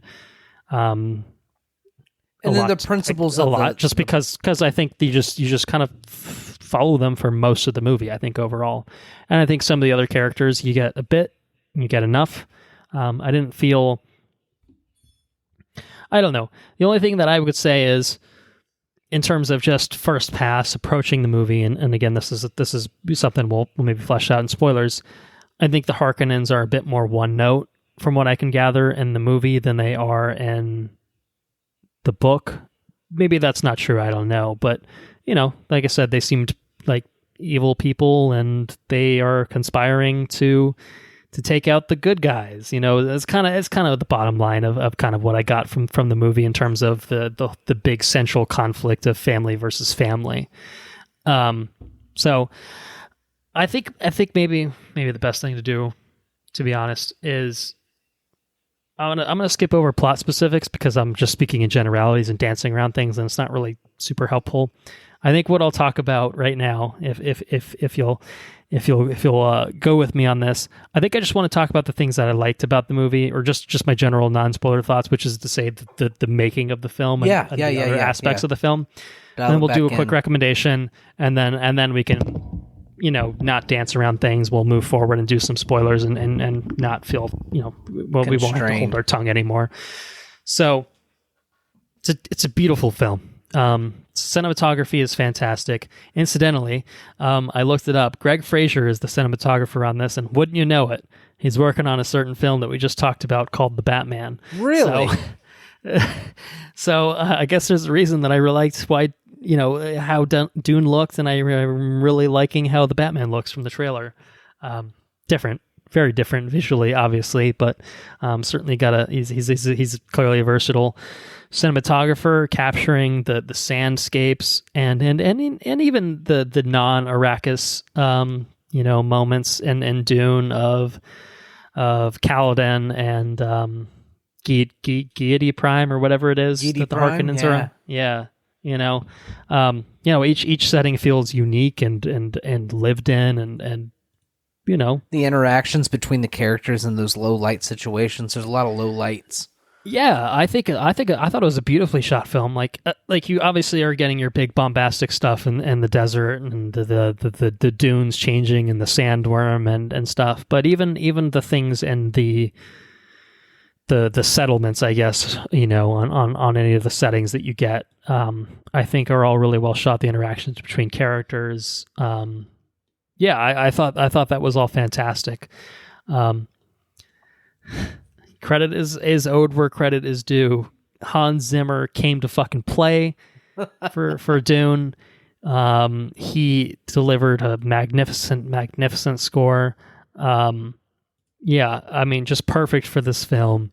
And I think a lot of this can be credited to Hans Zimmer, but just the sound design in this film was so fucking cool. Yeah, it was. It was so cool. And from a pure, just even going out further, the production design on this film was awe-inspiring. Just a clear project of passion for, I think, everyone involved. And you could tell it.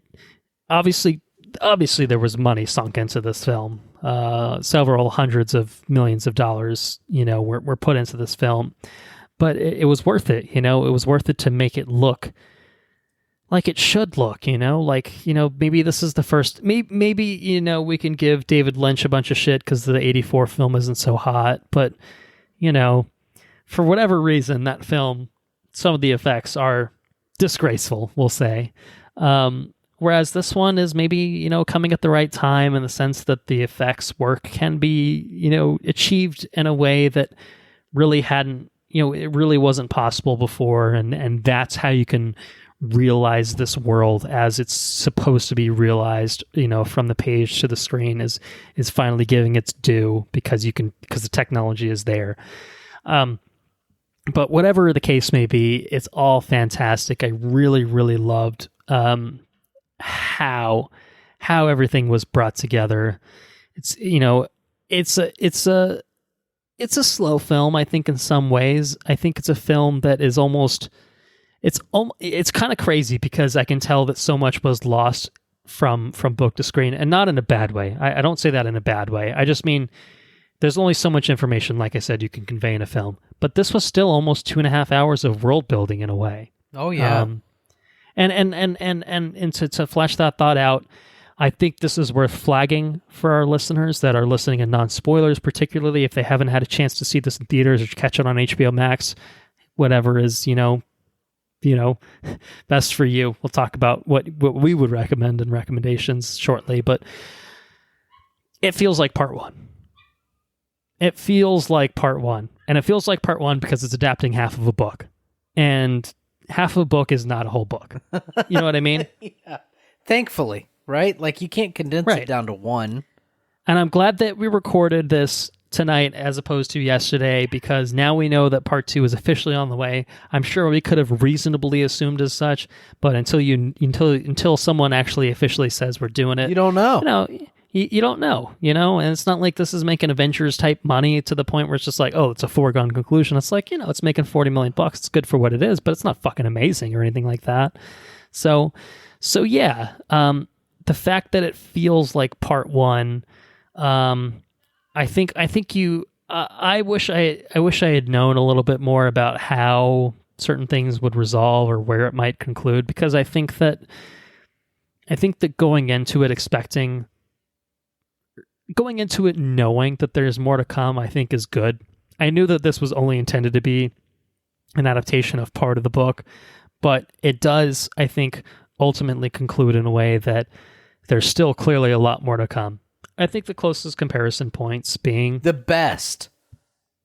The best parts of the book? The best is that what you're yet saying? To come. That's exactly well, what then I'm that's saying. great. I think there's a promise of great things to come, and it's not to say that this doesn't work or anything like that, but it just does feel like, okay, what's next? And I was left feeling that way of what's next, which is good and all, but at the time when I watched it, I'm like, I don't know if there's going to be another one. So if this is the only one that I get, then I'm going to feel a little unsatisfied. I'll go read the book, and maybe that'll, fulfill what I wanted to fulfill. If this is all we got, I would be pissed. But you'd be pissed, yeah, because it's clearly intended to be a part one. It says part one of the fucking beginning of the film. So yeah, I think there's an element of it where you have to understand, like, there's more to come. And so I think that it's not the complete package that we're getting as of yet. It wasn't intended, I think, necessarily to be the complete package, even though, and the comparison I was going to make is it's Lord of the Rings-esque in some ways, where it's like, if you just got Lord of the Rings, The Fellowship of the Ring, and maybe it's kind of crazy because I think ultimately Fellowship ended up being my favorite of the Lord of the Rings trilogy, but like, you still want the Two Towers, you still want the Return of the King, right? It would feel unfucking complete. Like, oh, they form the Fellowship and then they break off and that's it. Like, that's fucking lame. Like, well, what happened next? What happened with the ring? What happened with fucking You know, the whole thing. What's that little short guy doing? You know, what are all those short guys doing? What's up with them? So, you know, I think that it's different because at least with the Lord of the Rings, you knew that all those films were made back to back to back. You knew you were going to get the second and the third one, and a lot of the books that they've split, which were usually like late books in the franchises, like Harry Potter, but got split. You know, with the last book got split into 2 movies. Twilight, they did the same thing for. I'm sure there are other better examples. But, you know, like you knew that they filmed these things back to back. You knew more was coming. Here, when I saw this the first time and it ended, I kind of like my heart sank a little bit. I was just like, what if that's it? I'm like, I liked what I saw, but there's another 2.5 hours that I need to see that's going to complete this story. So I only say that to flag it for our listeners to say, if you feel that way, there's a little bit of respite in knowing that Dune Part 2 is along the way. And I think that will help. I think that honestly helps, knowing that there's more to come. I think for someone like Andrew, he's telling me the best parts are to come. He knows what's coming. So he knows that, oh shit, they delivered on this part. The second part is going to blow everyone's fucking mind. Maybe that's the sense I'm getting. Maybe that's putting words in your mouth. No, that's on the God's honest truth. There's so much more. Like I hope so. You know, I'll find it out. I'll find out, you know, eventually when I finish reading. But yeah, the level of depth that we have in this first movie, I don't know how you distill it to the point where you can make just a second movie, right? Like, I mean, you might be able to conclude it, but there's a lot of meat still left on the bone to take off. So I'm very interested to see what direction they take. I'm excited to, you know, because by the time the next one comes out in a couple of years, I'll finish the book. I'll know what's coming. So then I'll be in the same kind of, you know, mental space that Andrew's at right now, where it's just like, I know it's coming. And, you know, I can't wait to see it. Like that's where I want to be when the next one comes out. But I'll wrap this up. What I got, I was really, really stoked by. The world building was next level in only the way that someone like Denis Villeneuve can bring to the table. You know, just a clear work of passion where he's putting the time into it, putting the time into this craft to make this the best thing that he can possibly realize, because he's clearly a big fan of the book and he wants it he wants people to understand why this thing is so revered, you know, in the way that it is. And I think he achieved it. And I think that the last centerpiece of why this film ultimately works, even if it feels like a part one, even if it feels somewhat incomplete in terms of like how I left it, the cast gave it their all. I thought they were so fantastic. We, you know, since this movie was announced as being made, we've talked about how fucking stacked this cast is. But my favorite thing is, you know, even though everyone's like a recognizable face and like, you know, like, oh, I like that guy, or, you know, she's great, blah, blah, blah. Like, they all brought it. Like, they clearly gave a shit, you know, and whatever it was, you know, got everyone on board for this high sci-fi thing. Like, they all went for it. No one thought this was some hokey shit. They're here for a paycheck, blah, blah, blah. No, they bought into this. So Timothée Chalamet was fantastic as Paul. Yeah, he is. He brings a lot to that character. Timmy's a great actor. I love that he's getting a lot of great roles. I think he's honestly wonderful. I again encourage people to watch Little Women, the Greta Gerwig one, the recent one, because he's great in that. But I think he's really, really good here. You know, I think that Paul's a difficult character of you know, someone that's young, going through a lot of life changes, and, you know, shit happening in a way that forces him to confront, you know, how to you know, his inner self, how to move forward, how to deal with certain situations. That's all really good. But he's surrounded by a fantastic supporting cast. Oscar Isaac as Duke Leto he's great. Oscar Isaac brings such a presence to this. He's a fantastic actor and he's perfectly cast here. The bit players, Josh Brolin as Gurney, is great. Jason Momoa, I thought, was fantastic in this. He showed more to me than Jason Momoa has ever showed me before, and I appreciated that. I felt like, he had the typical Momoa-isms where he's just very excitable and like cool and stuff like that, but I felt there was a more depth to him than we'd seen, and fucking Javier Bardem was fantastic. We only get a little bit of Zendaya here as a warning for listeners. She's good in what little we get of her. But my maybe MVP, it might be Leggy Bay. It might be Rebecca Ferguson. And I think part of it is because having gone in, I didn't know the extent of what Lady Jessica. I didn't know the role that she would play in the story. And she plays a bigger role than I expected. I guess I'll leave it at that. But I thought she was wonderful in this. I thought she was really fantastic. Just conveying the walking between two worlds of the Bene Gesserit and being thrust into this huge integral part of the Atreides family. I thought she did such a fantastic job with that role that she really, really stood out for me. I'm a fan of Rebecca Ferguson. It's no secret from really kind of noticing her in Mission Impossible, Rogue Nation, and I feel like she's done some great stuff since. She was a great villain in Doctor Sleep, which I know you should still watch at some point. Having read the book, you should definitely watch the film at some point. Even other films that haven't been as good, like Greatest Showman, she was good in. But this is like a great marriage of a great role with a great actress, and it just works. And she's really, really lovely and really wonderful in this. So the reason I've been talking for entirely too long is because I really, really liked this film. And so maybe we should just talk about how much we like this film. So why don't we do recommendation right now? Can we just say it's a very yes? Is that a fair statement? Yeah. I mean, it's an experience to be had.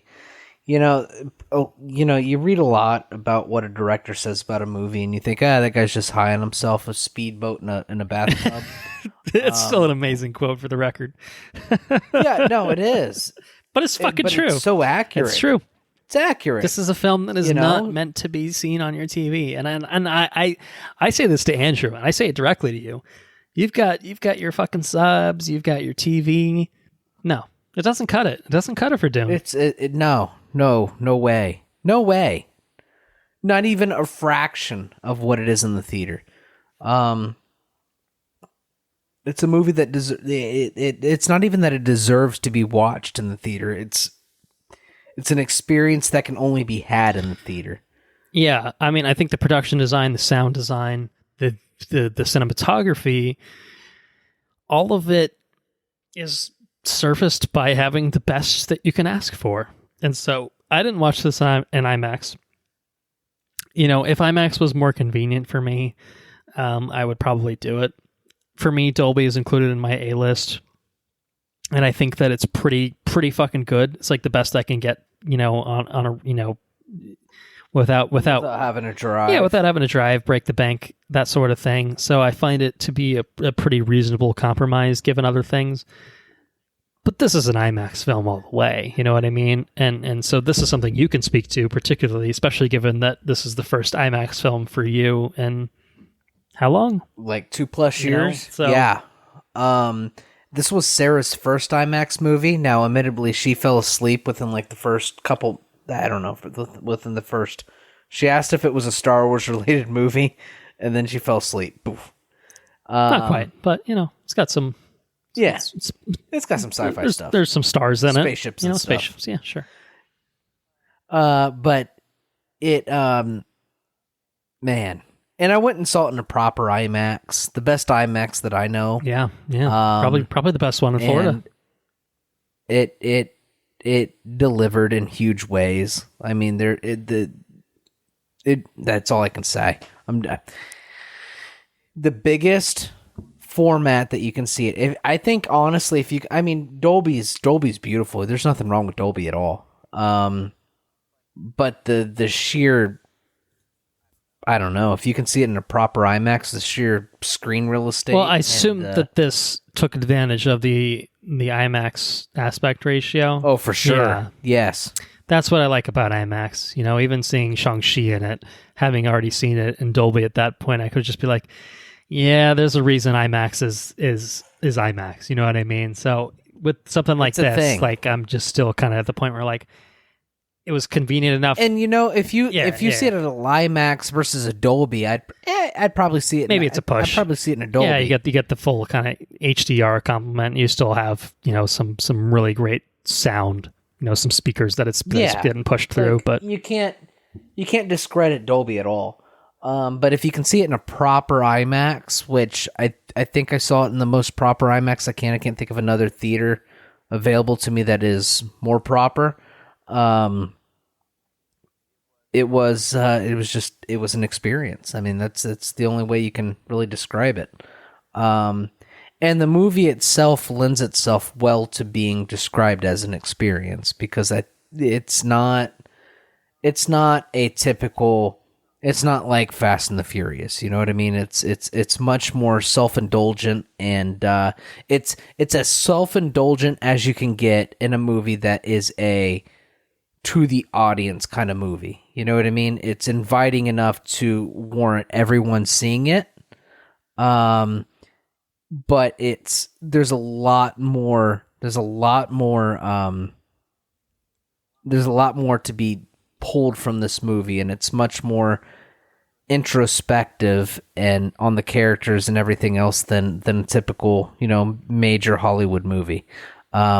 So for it to be seen in an IMAX format it's incredible. I mean, I'm so grateful that Dune had the budget it had to be able to afford itself the biggest format that it could be watched in. I mean, it's great. It's awesome. Awesome time to be alive. Yes, indeed. So yeah, it's a very yes film. Highly, highly recommend seeing it. Obviously, largest format possible, but it is on HBO Max as an absolute fallback. Or if you want to, maybe do it on a repeat viewing, maybe that's not the worst idea. But I think, certainly for your first time through Dune, I think you owe it to yourself to see it, the best way that you can. But you do you. Ultimately, you do you. At the very least, watch it. It's worth watching. At the very least, watch it, and I think you'll find something to appreciate out of it. So yeah, why don't we do full spoilers? So full spoilers for Dune Part 1. I think this might be your territory more so. I mean, Well, we need to establish boundaries. All right, boundaries. Well, let's just not get too in depth into spoilers of the book in terms of what happens past the events of this film. Okay, so let's start with the Bene Gesserit. We can start with the Bene Gesserit. Okay. You're 10% in the book? I'm 10% in the book. Okay, so if I am allowed to speak of when the movie ended, which is beyond what you've read, It's can we definitely talk about this? It's you can go as far you can talk about anything that the movie talks about. Okay, I think that's fair game. All right, so one of the coolest things about the Bene Gesserit is that they visited Arrakis before. Right. The Bene Gesserit are like a widespread. So one thing that they don't talk about in the movie is the Mentats. We'll start with the Mentats. The Mentats are very much just glossed over or not addressed at all in the addressed at all. And when the Harkonnens Mentat dies, it leaves the Harkonnens kind of really worried about what they're going to do about a Mentat. Because Mentats are human computers. They don't have computers anymore in this universe. They don't talk about that at all. That's very much just tech. Yeah, that whole thing is just it's like totally really deep, so it doesn't need to be talked about. I understand why you don't necessarily... you see Thufir Hawat, who is a Mentat for the Atreides family, like his eyes like turn all white at one point. You're just like, oh, I just got some weird shit going on there. But that's not really. And then he rattles off like a big large number. Yeah, like you don't know what the hell's going on there. But it's like a very subtle, like, oh, he's smart, I guess. Like it doesn't. doesn't give you the depth or the nuances. And it doesn't tell you that the other guy, the weird guy, the Polka Dot Man, is Polka Dot Man. Yeah, yeah. He's Also Polka Dot one. Man is a mentat. Yeah. And I think that stuff's kind of important to establish that, like, they're the same, like, they're not the same entity, but they're like this. They serve the same function, but for different families. Yeah. Because that role is super, super important, because then it starts to deal into like what Paul represents. Paul is half mentat, like he serves the function of a mentat, but being the Jizat Haderach, I think is what it's called, which is what the Bene Gesserit terms it, is it's a mentat, but plus all of the functionings the Bene Gesserit. The Bene Gesserit line, which is like being able to see the past and the future and all this stuff. It's like the pinnacle being. Yeah. And I feel like this movie kind of simplifies it maybe to the voice. Like that's a huge part of the film. I don't know if that's a power of the Bene Gesserit. So the Bene Gesserit have that. And so I think they'll definitely dive into it, but they didn't talk about at all what a mentat is. It's all either glossed over or simplified in a way to, again, not overwhelm you with exposition and stuff, but it loses some of the little touches, the depth that you can see. What it is that Paul is, right? Yeah, and when you read the book, you get more, obviously.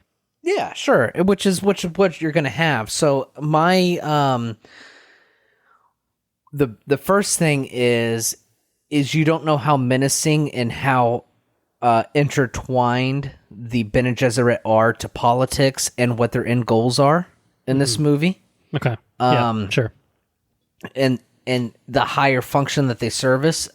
So it's going to be interesting to see how they expand on that moving forward, because they didn't establish a whole lot of it. Like, that Paul is he's not married to Lady Jessica.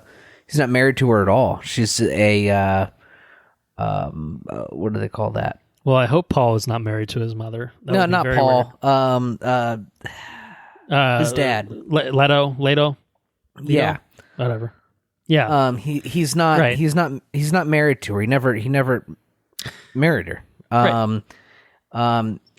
And they definitely had a really in-depth relationship, and that was felt. I mean, that was definitely heartfelt and everything else in the movie, so that's fine. But and it was addressed that she had a purpose of a Bene Gesserit, and she had a purpose of being Paul's mother, and that was addressed in the movie, so that's good. Yeah. But you don't know the depth that they are, and I think that this will definitely be addressed in the second movie, is the depth that they've implanted the ideas and the way that the Bene Gesserit have influenced the local religion and philosophies of Arrakis. And it seems like in the books, not just Arrakis, but just kind of at large, everywhere their presence is known and maybe subtle ways to the local population, they've been at this game for hundreds and hundreds and hundreds and hundreds of years, through selective breeding, and that gets expanded on in a big way. And I'm interested to see how the implications of that in the second movie, because it has to be addressed at some point. It just plays too large of a role. The second thing is how they're going to introduce the Emperor. So House Harkonnen is poised as the enemy, and I think this is going to be like a big Star Wars reveal for like the second movie. I think that's where you can have like a big drop, because in the movie, House Harkonnen is just in this movie, they're just the enemy of House Atreides. You know what I mean? That's just the way it is. They're the bad guys, and these are the good guys, and that's all you get. Rather than introducing the Emperor as a force moving pawns across the board because he's worried about his own dominion over the entire empire, it's it's House Harkonnen versus Atreides. So I think they're going to drop him as the big bad in the second movie, which I think is going to be incredible. I think that was a very good move. I do think that there is an element of this film that just, I talked about it, very much trying to be a simplification and distillation of what kind of the book is. But I do think that it has the benefit of, if this is indeed part of one of at least two parts, and clearly now that we're getting the second one, we know that they'll be able to finish the story of the first book. It's got the advantage of, what's to come. You can narratively build it around certain things. So if you think that it's more to your advantage to focus on Paul and Jessica in this one, and this goes more towards the marketing, but I feel like Zendaya was such a huge fucking part of the marketing for this one, and like Chani is like not really in it in this film for more than like 10 minutes. Like, actually, like, we see visions of her throughout, but she's really not a character in it. Clearly she's going to be a big part moving forward. I presume that Javier Bardem's character will be a bigger part moving forward. Obviously we got a good chunk of him at the end there. I don't know, but you're it's 10% in. He gets Paul has such a major pivotal role on these people, the Fremen. Yeah, that it's ridiculous, and I'm excited to see that. It's all because of the Bene Gesserit. Yeah, that's cool. The world building within the world building in the book is obviously more than we see in the world building in the movie. It goes without saying, perhaps, but there's enough in this movie that I think that the things that they're choosing to not really adapt from the books maybe they may be paid off in a future things, and then other things may be glossed over. And so, like, the Emperor not being an actual physical presence in this, maybe they'll cast some other fucking ridiculous ass actor to play the Emperor, and the sequel, and be like, oh god, because what I will say is, at least as the movie puts it, most of these people are fucking dead by the end of part one. A lot of the cast in part one do not survive to the end of part. They will not survive to part two. And I'm sure that some people that died may make it out. Like, I feel like Gurney, we don't actually see him die, so I assume if they didn't die on screen, then maybe we'll see them come back. I don't know that. Harkonnen's definitely coming back, though. Well, it'd be the Baron's coming back because he survived the poison attempt, although his Mentat's fucking dead, apparently. So that's... Oh, yeah. He's real dead. He was real dead looking, so I assume he's dead. But... Mentat of House Atreides, though. I don't know what happened to him. I feel like he's dead, but I don't remember. But maybe he's fine. Who's to say? See, they didn't address that at all in the movie. They didn't address that all in the movie. There's that is a lot addressed when the events of the assassination happen. That's addressed. Okay. Yeah. There's less subtlety in certain things in the book that I've noticed. Like, the second chapter of the book is basically the Baron laying out his whole plans to the Mentat and to another character who's not even in this film. That's right. So maybe that character shows up in the second part. I don't know if they're important. And you could do without that. You're fine. You know what I mean? Because I feel like what's going to happen... We won't talk about it. We won't talk about that part. But they do address Paul as Liaison Al-Ghalib. Okay. Al-Ghaib. You heard that, right? That sounds familiar. Yeah, the sound. Liaison Al-Ghaib. And whenever they're fighting and stuff. Mm-hmm. And that... Oh, man. It's so cool. It's so cool. There's something about I mean, that's straight up Arabic. There's something about the language that's just, I don't know, poetic in nature. Just sounds cool or something. It rolls off the tongue really nice. But man, they're pulling. They didn't get. They got as far as I thought they would get. And I think I called that in the trailers. I think I called that when we got the second reveal trailer or something. Like, I think that I know, or maybe I didn't straight up address it. I alluded to it because I was a little bit further in the book than you were, or what have you. But they I thought that they would end it where they ended it, which is good. I don't have a problem with it. I think it's good. I would just be interested to see what they choose to expand on and what they choose to cut out. And what I find important, or what I find very interesting, and what Denis finds interesting and not interesting, or what he chooses to cut out for the sake of making it approachable. You know what I mean? Sure. Sure. Yeah. I think come roughly 2 years from now, we'll be able to have that conversation and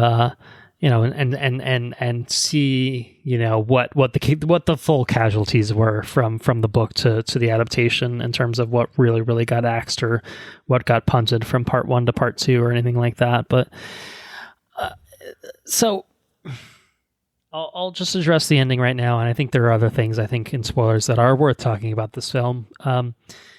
What I will say is, as someone that had not obviously read the book at the time of watching the film, it did feel to me like I guess I thought I knew that even though I walked in knowing this was going to be a split, this is the book split, I don't know how the book plays out. I thought there would be a bigger climax to the film that would separated it from part 1 to part 2. You could have taken the fight and expanded it just a little bit further. Just a little. You could have taken so they meet the Fremen. Sure. And then they travel, and you could have taken it to where the fight happens in the book. You could have taken it that much further.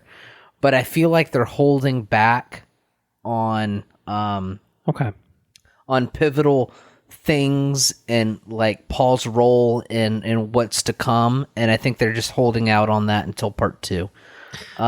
Which is fine, and I don't fault them for doing what they think is necessary for telling their story. I mean, I think in terms of Paul's story, from coming from where he is in minute 1 to minute 150 or whatever it is, you know what I mean? Like, I think that there's a huge change in that character, and realizing his potential. But I think in terms of just purely in terms of pacing it as a film, I guess I thought there was going to be one more big hurrah that would at least make it feel like, okay, if we don't get to make part 2, at least this ended on a more satisfying note. And I'm not saying that it wasn't satisfying. Like, I felt satisfied by it, but it felt incomplete. And I think it felt incomplete because they left it in a point where it's just like, okay, here we're now at there's this super interesting point where Paul and Jessica have now really become integrated with the Fremen. And what happens next? That's it. You know what I mean? Like, brush your hands off. That's where it ends. Movie could have been half hour longer, and just carried out to where, and you'll recognize the points whenever you read the book. But it could have been carried out a little bit further. Okay, and maybe that shortchanges part 2. If you end it that way, then the second part isn't as exciting or fulfilling. I don't know. It feels to me like part 1 is the outside forces and their influence on Arrakis, and part 2 is a Fremen story.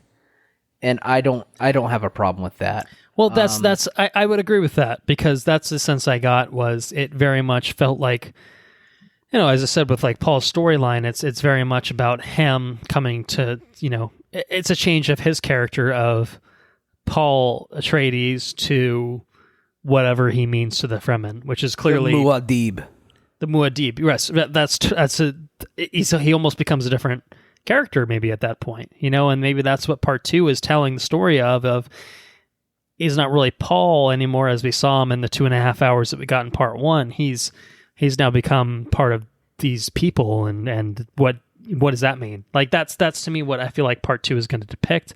Again, talking out of my ass in a certain sense, and that's because I don't really know exactly what's going to happen. But that's what I got out of it. It's a transition period from here he is, he goes to Arrakis, he's fundamentally changed, and he becomes part of these people, and then we'll see how that change plays out, and what that change means to these people, blah, blah, blah, that sort of thing. That catalyst for change happens in that fight.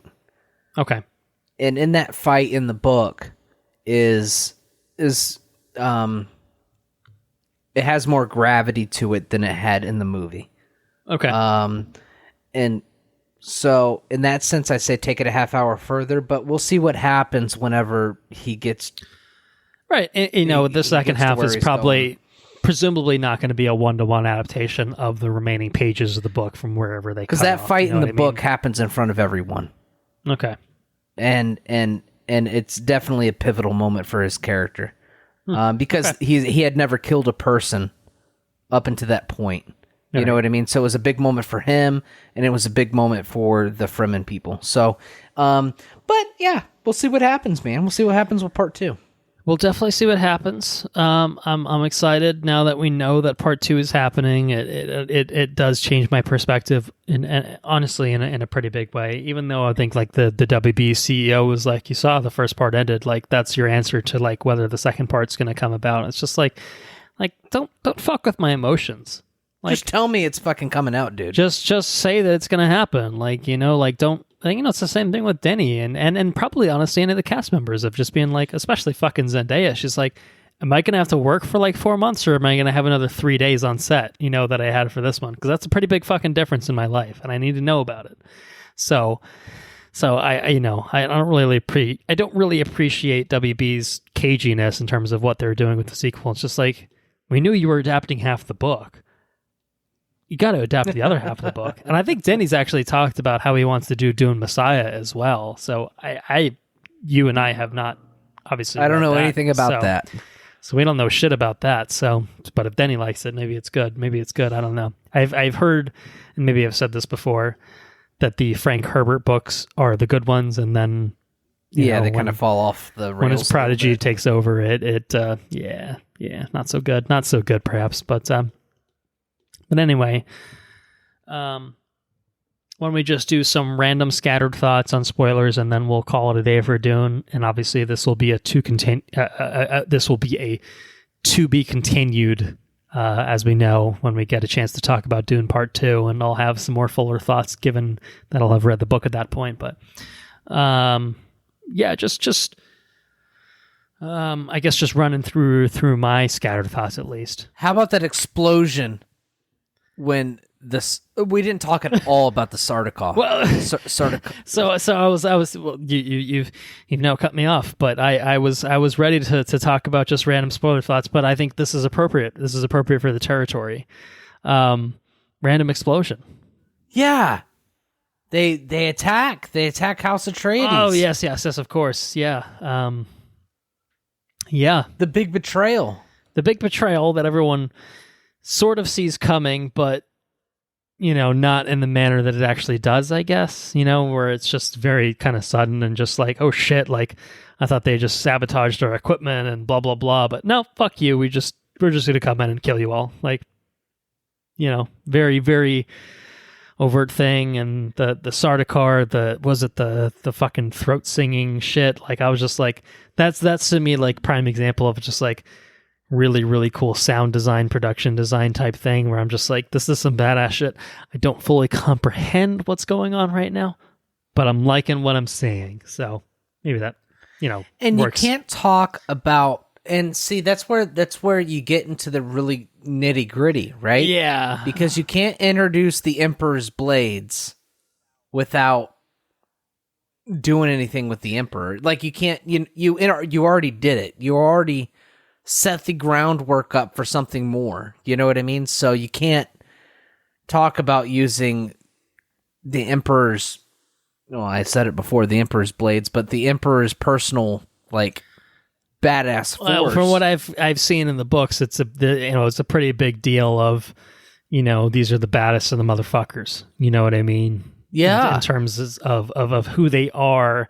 And so it's a pretty big fucking deal for the Emperor to have these, the most badass of his guard to basically take a side in this, and this, it's a conflict between houses, but, this is next level kind of thing where, you have, they're obviously siding you with have the Emperor, the who is kind of his own faction compared to the houses collectively being their own faction, very much taking a, drawing a line in the sand, so to speak. And they weren't supposed to be overtly They're supposed to be, dressed in Harkonnen livery or whatever it says in the books, Yeah, exactly. So it's supposed to be, well, it's just a route. What are you going to do? I guess the Atreides weren't up to the task, whereas now it's like, oh no, they know that the Emperor has just betrayed them and fucked them over, deliberately. They kind of had a sense of that because of them being, ordered to take over Arrakis, but this is just like next level proof of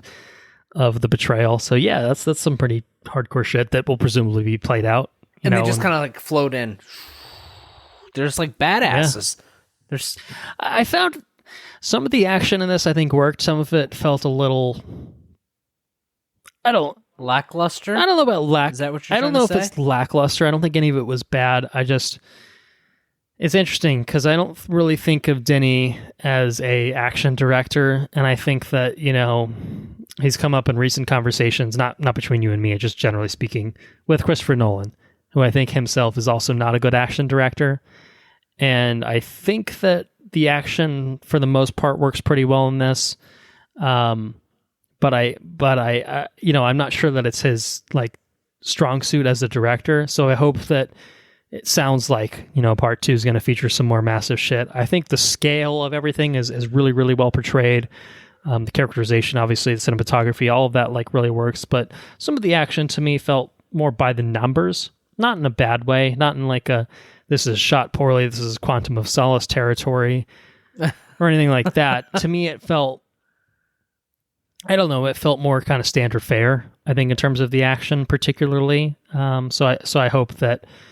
And I think that, coming off of, what we covered recently, Shang-Chi, that to me felt like it had action choreography that went above and beyond most films, so maybe I'm a little spoiled with some recency there, but I hope that if there are future things that it feels, it doesn't have to feel like a Marvel film in terms of scale, scope, etc., but I want it to feel appropriately realized for whatever the scene is calling for.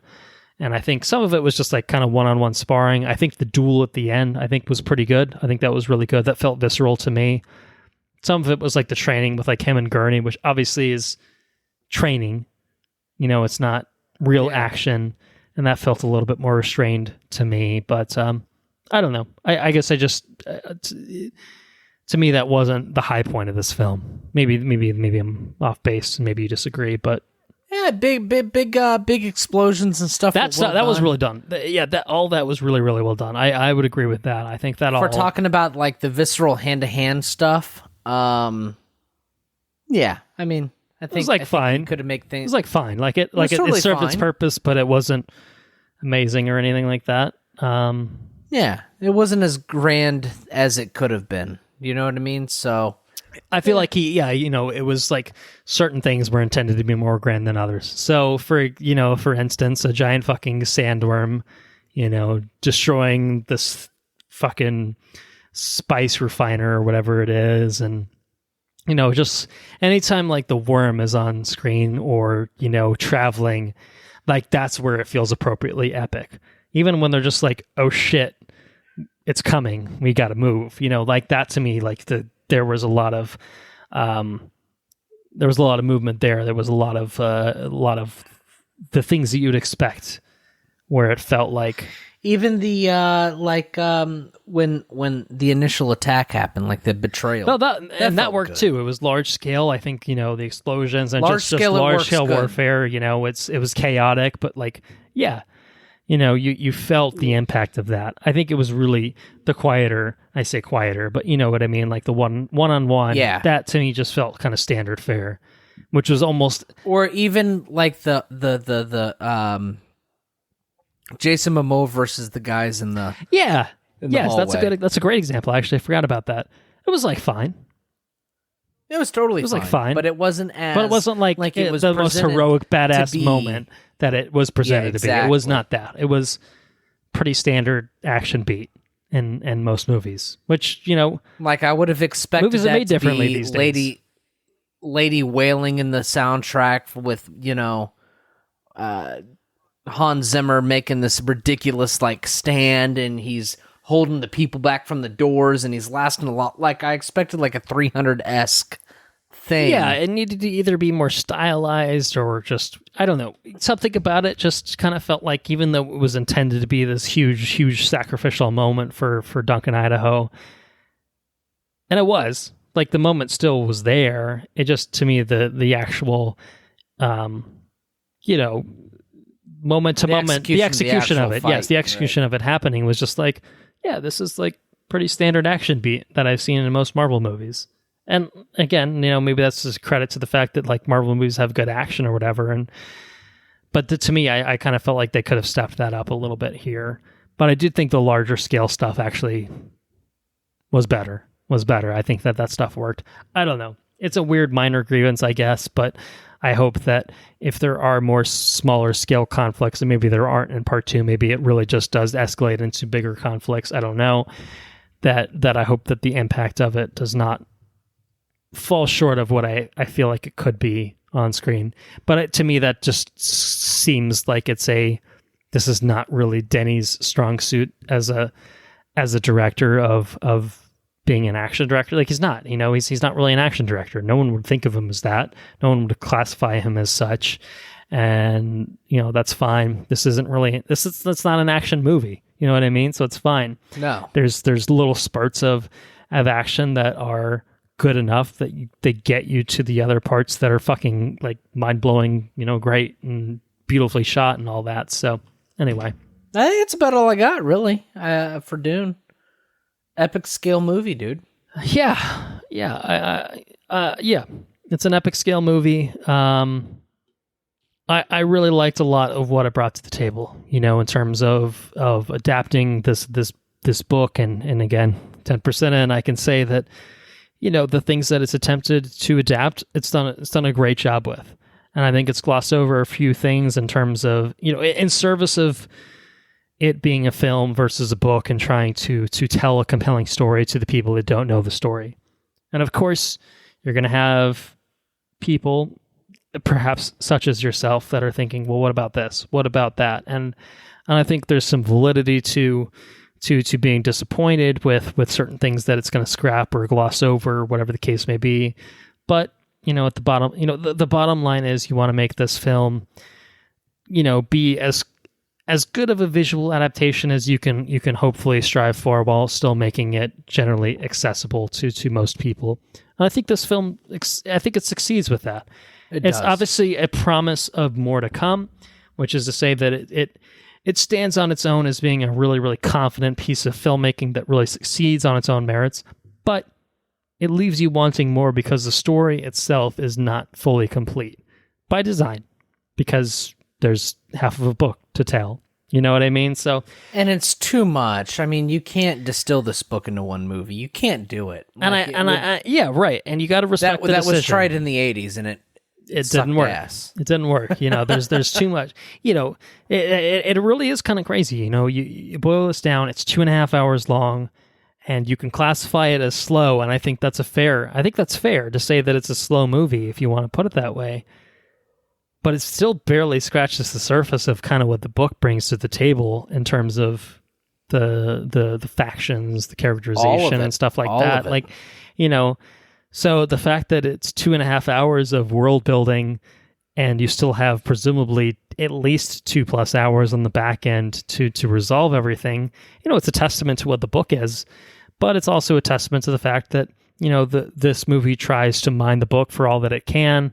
And it really, really comes from a really mindful place of trying to get the general gist across, without being overwhelming, without being too much. It's a simplification, it's a distillation. It's really, really trying to be, a definitive adaptation, without just being a straight adaptation.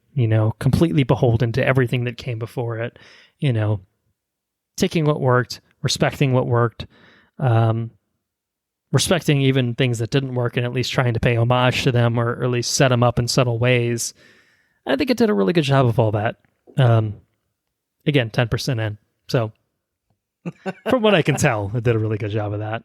Did a really good job so far, from what I can tell. So yeah, I I suppose that may have been a little scattered all around, but I was a huge fan of Dune. I really did like it. I've only seen it the one time. I absolutely want to watch it again. I'll probably end up watching it at least one more time before it leaves HBO Max, because this is one thing I didn't really talk about. The sound mixing I found a little hard at times. Not quite Tenet level, or not quite Christopher Nolan level at times, but there were a few times. It's loud as fuck. I think the soundtrack was just so goddamn loud at times because it was great, and like I wasn't mad about it, but I did find it hard to pick out some dialogue here and there. None of it, which I think was plot essential in the way that Tenet was, or like Tenet, like there was a lot of plot essential dialogue that I couldn't pick up on. Here it was like rule of cool, where it was just like dialogue happening while like montages are playing out. So like you visually get everything that's happening, but like you don't really know what the hell is being said, or at least I didn't know what was being said. So I might want to experience it with some subtitles the way I experienced Tenet the second time around and enjoy it that way. I'd love to see this in IMAX if I can.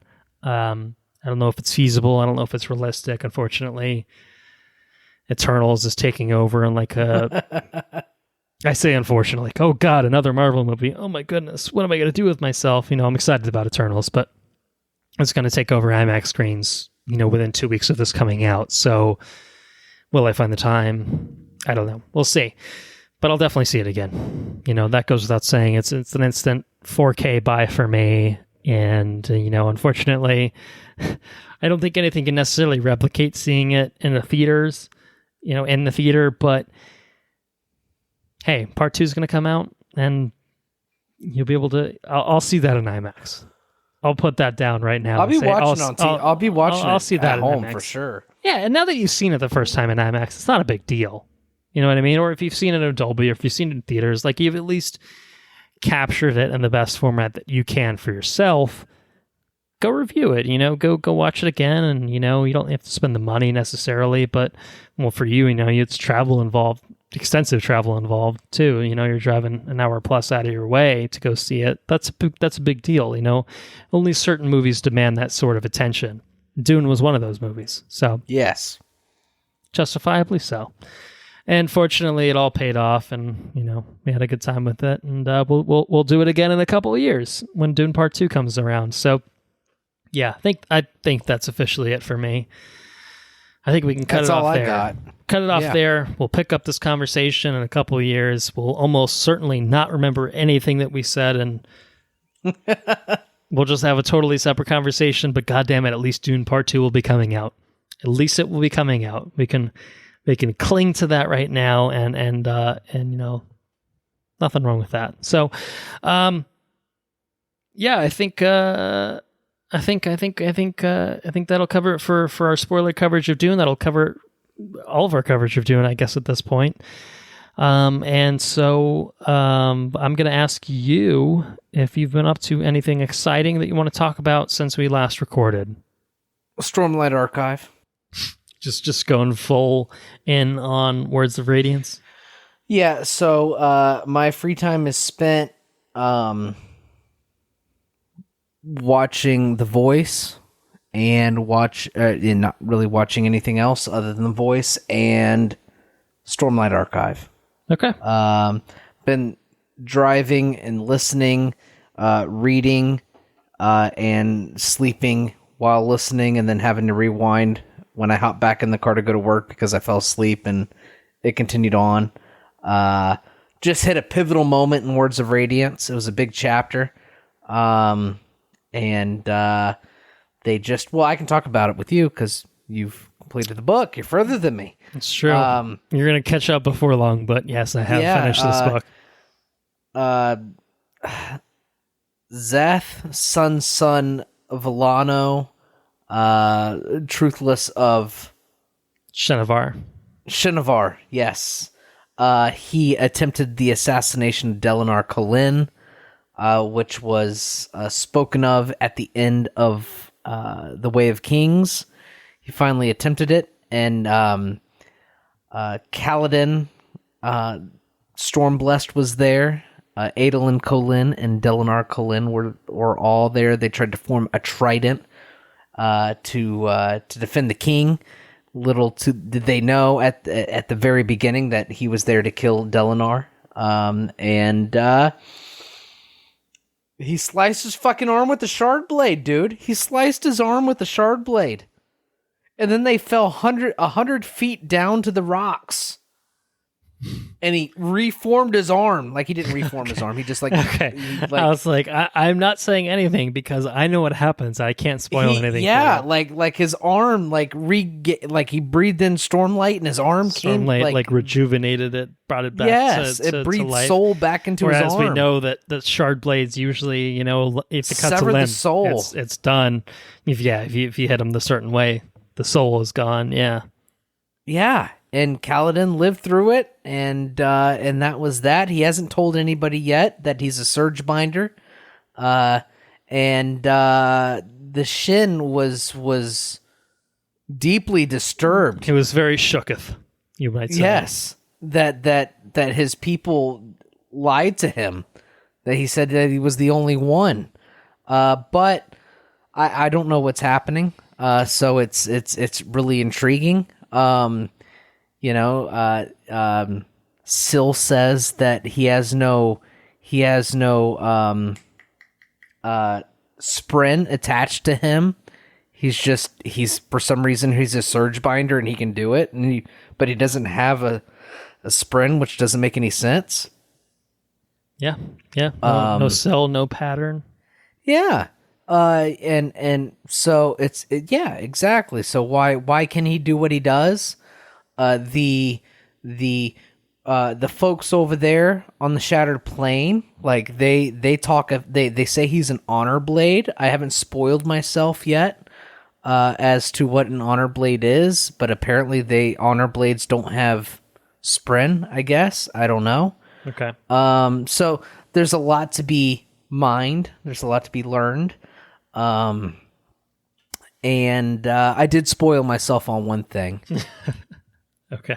It was a pretty fucking major thing. I was listening in bed, and I just, I hopped on the Coppermind, which is like the wiki for the... Yeah. And I but on there once spoiled- or twice, I've been like, I just gotta know. I just gotta know. The one thing. I can't tell you. I can't tell you what I can. I was gonna like. Oh, here's a major fucking spoiler. Wait, no, hold on. Yeah, well, I got a that. pretty major spoiler. Okay.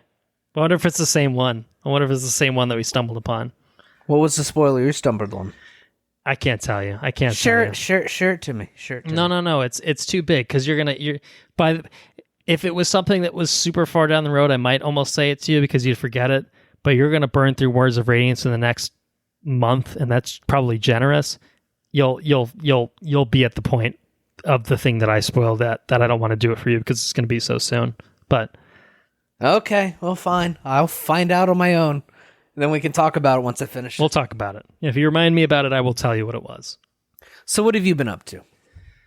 So I have been up to, I should say, this is probably the episode that we're recording closest to Halloween. It will certainly be up after Halloween, but we're just a few days removed from Halloween, and so I did some spooky things in my life in honor of Halloween, and well, the first thing that I did, I'll talk about that separately. I'll talk about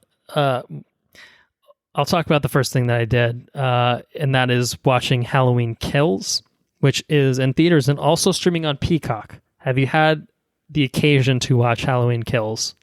Not yet. Okay. So I'll stay spoiler free on this one. My recommendation is to watch it on Peacock. If you can. I think I have login information I can pass to you if need be, if you feel the absolute need to watch this. I was disappointed. No way. I liked the 2018 sequel thing that they did, Yeah, it's pretty cool. Some of it wasn't perfect. There was like the podcasters in it, and like podcasters always fucking suck, man. Like they're just a bunch of shitheads, obviously. Unless they're in Walrus or what the fuck's that movie with Jonathan Long or whatever his name is? Tusk. Fucking Tusk. Tusk. Yeah. That's good. That's a good shout out. That's a weird ass movie. God damn it, Kevin Smith. You're always getting too high. You're getting too high for your own good these days. But the 2018 film was not perfect, but I felt like it was a good direct sequel to Halloween. This one is a direct sequel to the 2018 Halloween. It's really picking up directly off the events of that. Michael stuck in the basement, trapped in there with the house burning down to the ground. But, we got to make a movie, so he gets out somehow. No spoilers or anything like that. He just gets out because he's Michael Myers. That's how it goes. This is a movie I felt like had some decent ideas in store, and I could flesh those out if you watch it at some point. I don't think we'll do an episode on it, realistically. We got to pick and choose our projects at this point, and this is not a project that I'm willing to pick and choose, especially having seen it now. So I don't feel bad about getting my thoughts off the chest. I had a bad viewing experience. I watched it in theaters on a Saturday night. I had a very vocal audience. That's putting it mildly. Sometimes there's elevated. Sometimes that's helpful. And there were some comments that were kind of funny, but I had a group next to me that would not shut the fuck up the entire time, and so that ultimately, I think, hampered somewhat my enjoyment of the film in the sense that, like, it was just constant conversation and not like banter next to the movie. It was like sometimes responding to the movie and like sometimes just being like talking to themselves. I'm just like, why are you here? Come on, man. You can watch that shit on Peacock. You can watch it on Peacock, or you could like go literally do anything else in your lives right now, because clearly you don't actually have an interest in being here. But I think that even without that factored in, the film is just really kind of fucking stupid, and like, it's a horror movie, whatever, it's a slasher movie, okay, fine. But the characters are just dumb as rocks continually throughout. It's heavy-handed and like ham-fisted, I think, in terms of how it tries to deliver certain messages.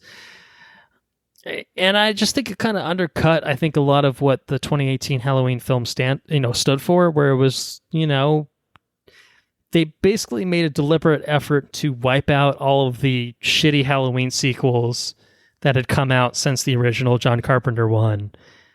And then this one just kind of does that again. It's just another shitty Halloween sequel that is kind of hitting on a lot of the same themes and ideas that those shitty Halloween sequels did, that they swore off when they made that film. And it's just kind of just like, I remember they announced this as, we're doing Halloween Kills and we're doing Halloween Ends and we're going to film them back to back.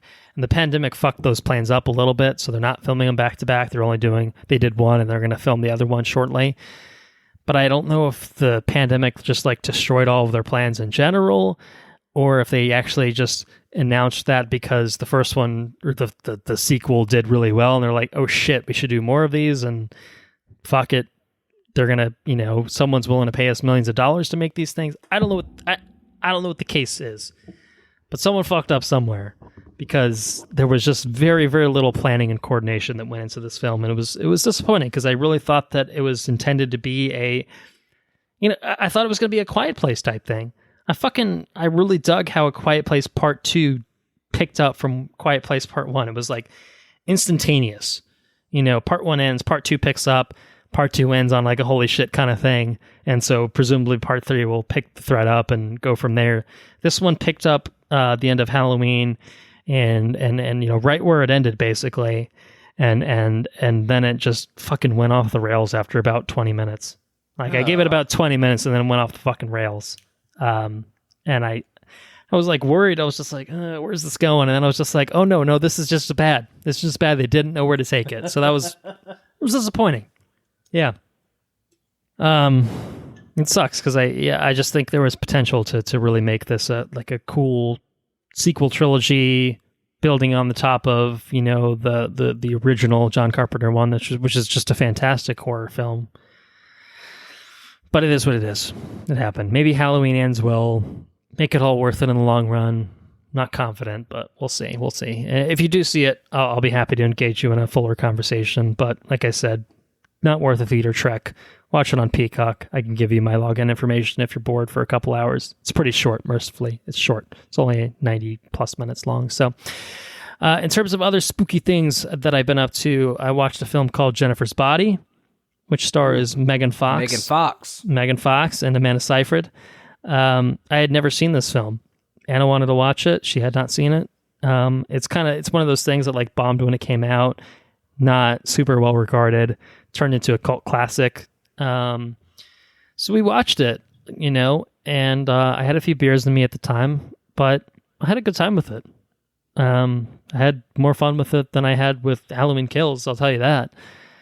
It's not a great film. It's not an amazing film by any stretch of the imagination, but it is pretty fun. It's, not to be super spoilerific for a film that's over a decade old at this point, but basically, these two girls are in high school. Megan Fox, they go to a concert, and the band members are some shady dudes, and basically Megan Fox's character gets turned into a succubus, and that's kind of how the rest of the movie plays out, is her feeding on the high school men, and the eventual confrontation between friends, now that she's been possessed by a succubus, or turned into a succubus rather.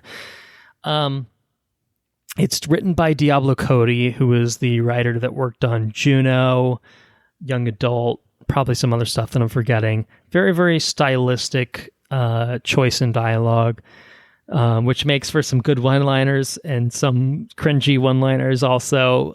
But pretty funny movie all. It's got a nice kind of campiness to it, nice tongue-in-cheek vibe to the whole thing of it, to the point where I really had a good time watching it. Amanda Seyfried is really good. Megan Fox is very entertaining. It's got Adam Brody playing a total fucking douchebag, and he's great at it. I don't know if he's just really good at playing douchebags or anything, but he was very, very good. I had a good time with it. It was on IMDb TV, which plays free with ads. The ads are fucking annoying as shit and misplaced at the worst goddamn times possible. But if you're looking... free. Yeah, it's free. Exactly. If you're looking for some, like a pointless diversion around Halloween,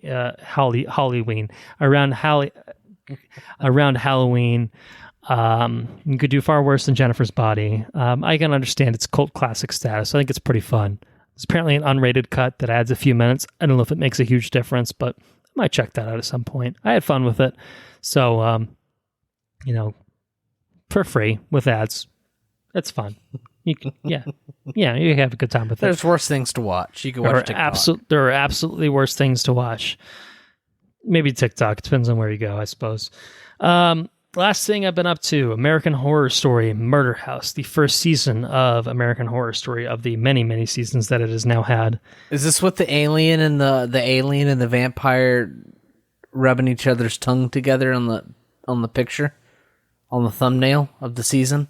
I think yes, but this season has nothing to do with that. So it's on Netflix. Oh, okay. So if you've seen it on Netflix, you're probably thinking of the right thing. Interestingly enough, and Anna does not do horror. She's not a horror person. Me, I think probably you too. We're horror people. We enjoy ourselves a good horror movie. I think they're far and few between overall. But when they come around and they're pretty like solid and get me a little spooked, like that's a successful horror film in my books. But Anna doesn't really do horror, so it's harder for me to watch scary things these days because I kind of have to go out of my way to do so. So like Halloween Kills, I watched at the theaters without her because she was hanging out with friends, and I was just like, fine, I'll go watch a movie. It's not a big deal. I'll go watch this. You don't give a shit about this. I'll go watch this. Jennifer's Body was like almost a rarity of just being like, well, maybe it's. I think she actually thought it was scarier than she thought it was going to be, which is maybe why she wanted to watch it in the first place. But American Horror Story is almost an aberration in the sense that it's definitely just a straight up horror show, and I'm not really sure why she's watched it because she's watched it before. But we're now rewatching. She knows what's going to happen, so it's fine. As long as she knows what's going to happen, she's fine with it. But I don't know why she watched it in the first place. But I'm entertained. We're about halfway through that first season. It's 12 episodes. It's all on Netflix. All seasons are on Netflix, and I think there's like anthology movies on Hulu as well. American Horror Stories. It's a little schlocky at times, but I think that. It does a good job of unnerving you at times and leaving you wondering with mysteries of like who's in this gimp suit. There's a guy in a fucking gimp suit, like showing up at random times, and I'm like, what's what's that shit about? What's going on with this guy? So it's a good cast. It's Connie Britton, who's fantastic. She's Tammy Taylor from Friday Night Lights, as I know her, and she's wonderful in that. But she's like she's like the wife in this. She's married to Dylan McDermott, who's good. Evan Peters is like this weird guy that Dylan McDermott is seeing because he's a psychiatrist, and his daughter is Taissa Farmiga. It's good. Oh, and Jessica Lange, she's fantastic in it. She's like a weird, eccentric neighbor, and it's all in California, and this is a house where many murders have taken place. So there's like a murder house tour, and like it's a stop on the tour where like people in like this thing roll up and be like, this is where these fucking 19 murders happened, and it's really spooky shit in there. I'm enjoying it more than I thought I would think I would. The pilot was it was fine. It was like fine pilot, and I think I've gotten more into it the more I've watched it. Like I'm getting sucked in. Like I can see the appeal. I can totally understand the appeal because I'm getting really sucked into it. So as a little Netflix watch, I can't speak to the later seasons, but Murder House, the first season, is pretty good. It's pretty good. So if you're in spooky season, there are a lot of other horror shows that I want to watch. All those fucking Mike Flanagan shows, Haunting of Hill House, and the Netflix stuff. Yeah, Bly Manor, and then Midnight Mass most recently. Like those are all shit that I want to watch. Midnight Mass looked pretty cool. I'm pretty interested in Midnight Mass. I want to watch all those. Haven't watched at some it point yet, but it looked pretty cool. Yeah, I want to watch those all at some point, and I'll get around to it maybe eventually. Who's to say? But I'll take the horror that I can watch with Anna. That makes it a lot easier because I don't have to dig and find the time to do it. You know what I mean? So yeah. There's two now. You understand. So. You understand. I get it. You get it. So anyway, other than that, I've been reading Dune by Frank Herbert. Talked about that, I think, enough that I don't really need to rehash that. Got 90% of the book to get through, which is maybe 40 to 50-ish% of what the movie covers, but we'll see. Once you get to probably 20%, you won't stop. I'm getting into it a little bit more. I'm at the point now where they're finally off of Caladan and they're getting to Arrakis. And I feel like that's where it's going to start to pick up. Just a little beyond that. Okay. Once they start interacting with the Fremen. I would say once the assassination attempt happens on Paul. Yeah. Yeah, I would say it really starts to pick up. And then you start to pick up more on the Bene Gesserit, and all of it starts to really steamroll, and then the hooks are set. Like you're going to want to know what happens next. And you'll really pick up your reading, I think. Okay, well I'm gonna keep with it, and then I'll go back to some Brandon Sanderson after that. So, but I'll enjoy my time with Dune. And then maybe by the time you finish Dune, we'll be on the same page with the Brandon Sanderson. I think you'll probably be past me at that point, but we'll see. Maybe I'll get sucked in to a degree that maybe that won't happen. But I think you're going to lap me. We've ever read a book at the same pacing as each other before. Yeah, your pace far exceeds mine on both the Sanderson things thus far. So I think it's inevitable that you'll pass me. It's just a matter of time. But that's it for me. I think we can go and wrap it up there. I think we've had a pretty solid episode. Covering Dune, and then some other things. Dune. Finally. Dune. We'll have more Dune to talk about before long, but...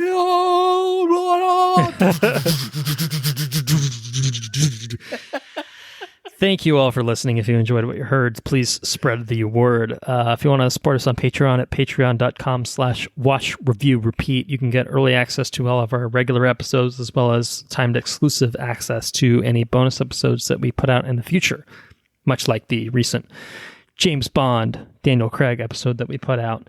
I say recent. Who knows how recent it is, really, but it's recent for us, man. Our website is watchreviewrepeat.com. We are on Twitter at WRRPod. You can like us on Facebook if you search for our page at just search for Watch Review Repeat. If you have any questions, comments, or suggestions, you'll notice we didn't do a listener's corner on this episode, but we are certainly amenable to doing it on future episodes. So if you want to send us your thoughts on Dune, send us your thoughts on anything else you've been up to, and I pretty much anything else, man. Like we're game to talk about whatever. watchreviewrepeat@gmail.com. That's the way to do it. Mechanolith by Kevin MacLeod over at incompetech.com. That is our intro and outro track, licensed under the Creative Commons by Attribution 3.0 license. So next episode, I think we're probably overdue for a what if episode. Yes, that would be a fun episode to do. I'm all game. It'll certainly be a little bit late to the party in terms of when the season ended, but I think that's something that we could have some fun talking about. You know, we got each episode pretty much kind of standalone, more or less, and some good ones to talk about, I think, overall. So I think there are some good conversations that could be had on What If. So hopefully that's what we get up to next. If not, stay tuned. We do things on the following episode. So that's just how things go these days. And, we pushed Dune up probably earlier than anticipated, at least in terms of recording. Can't promise in terms of release, but... unless you're a Patreon member. Unless you're a Patreon member, and you're getting it hot and fresh, $2 a month. Patreon.com/watchreviewrepeat. We'll catch you all, I think, on our next episode, whatever that ends up being. Andrew, why don't you take us out? Take care now. Bye-bye then. Laters on the Menche.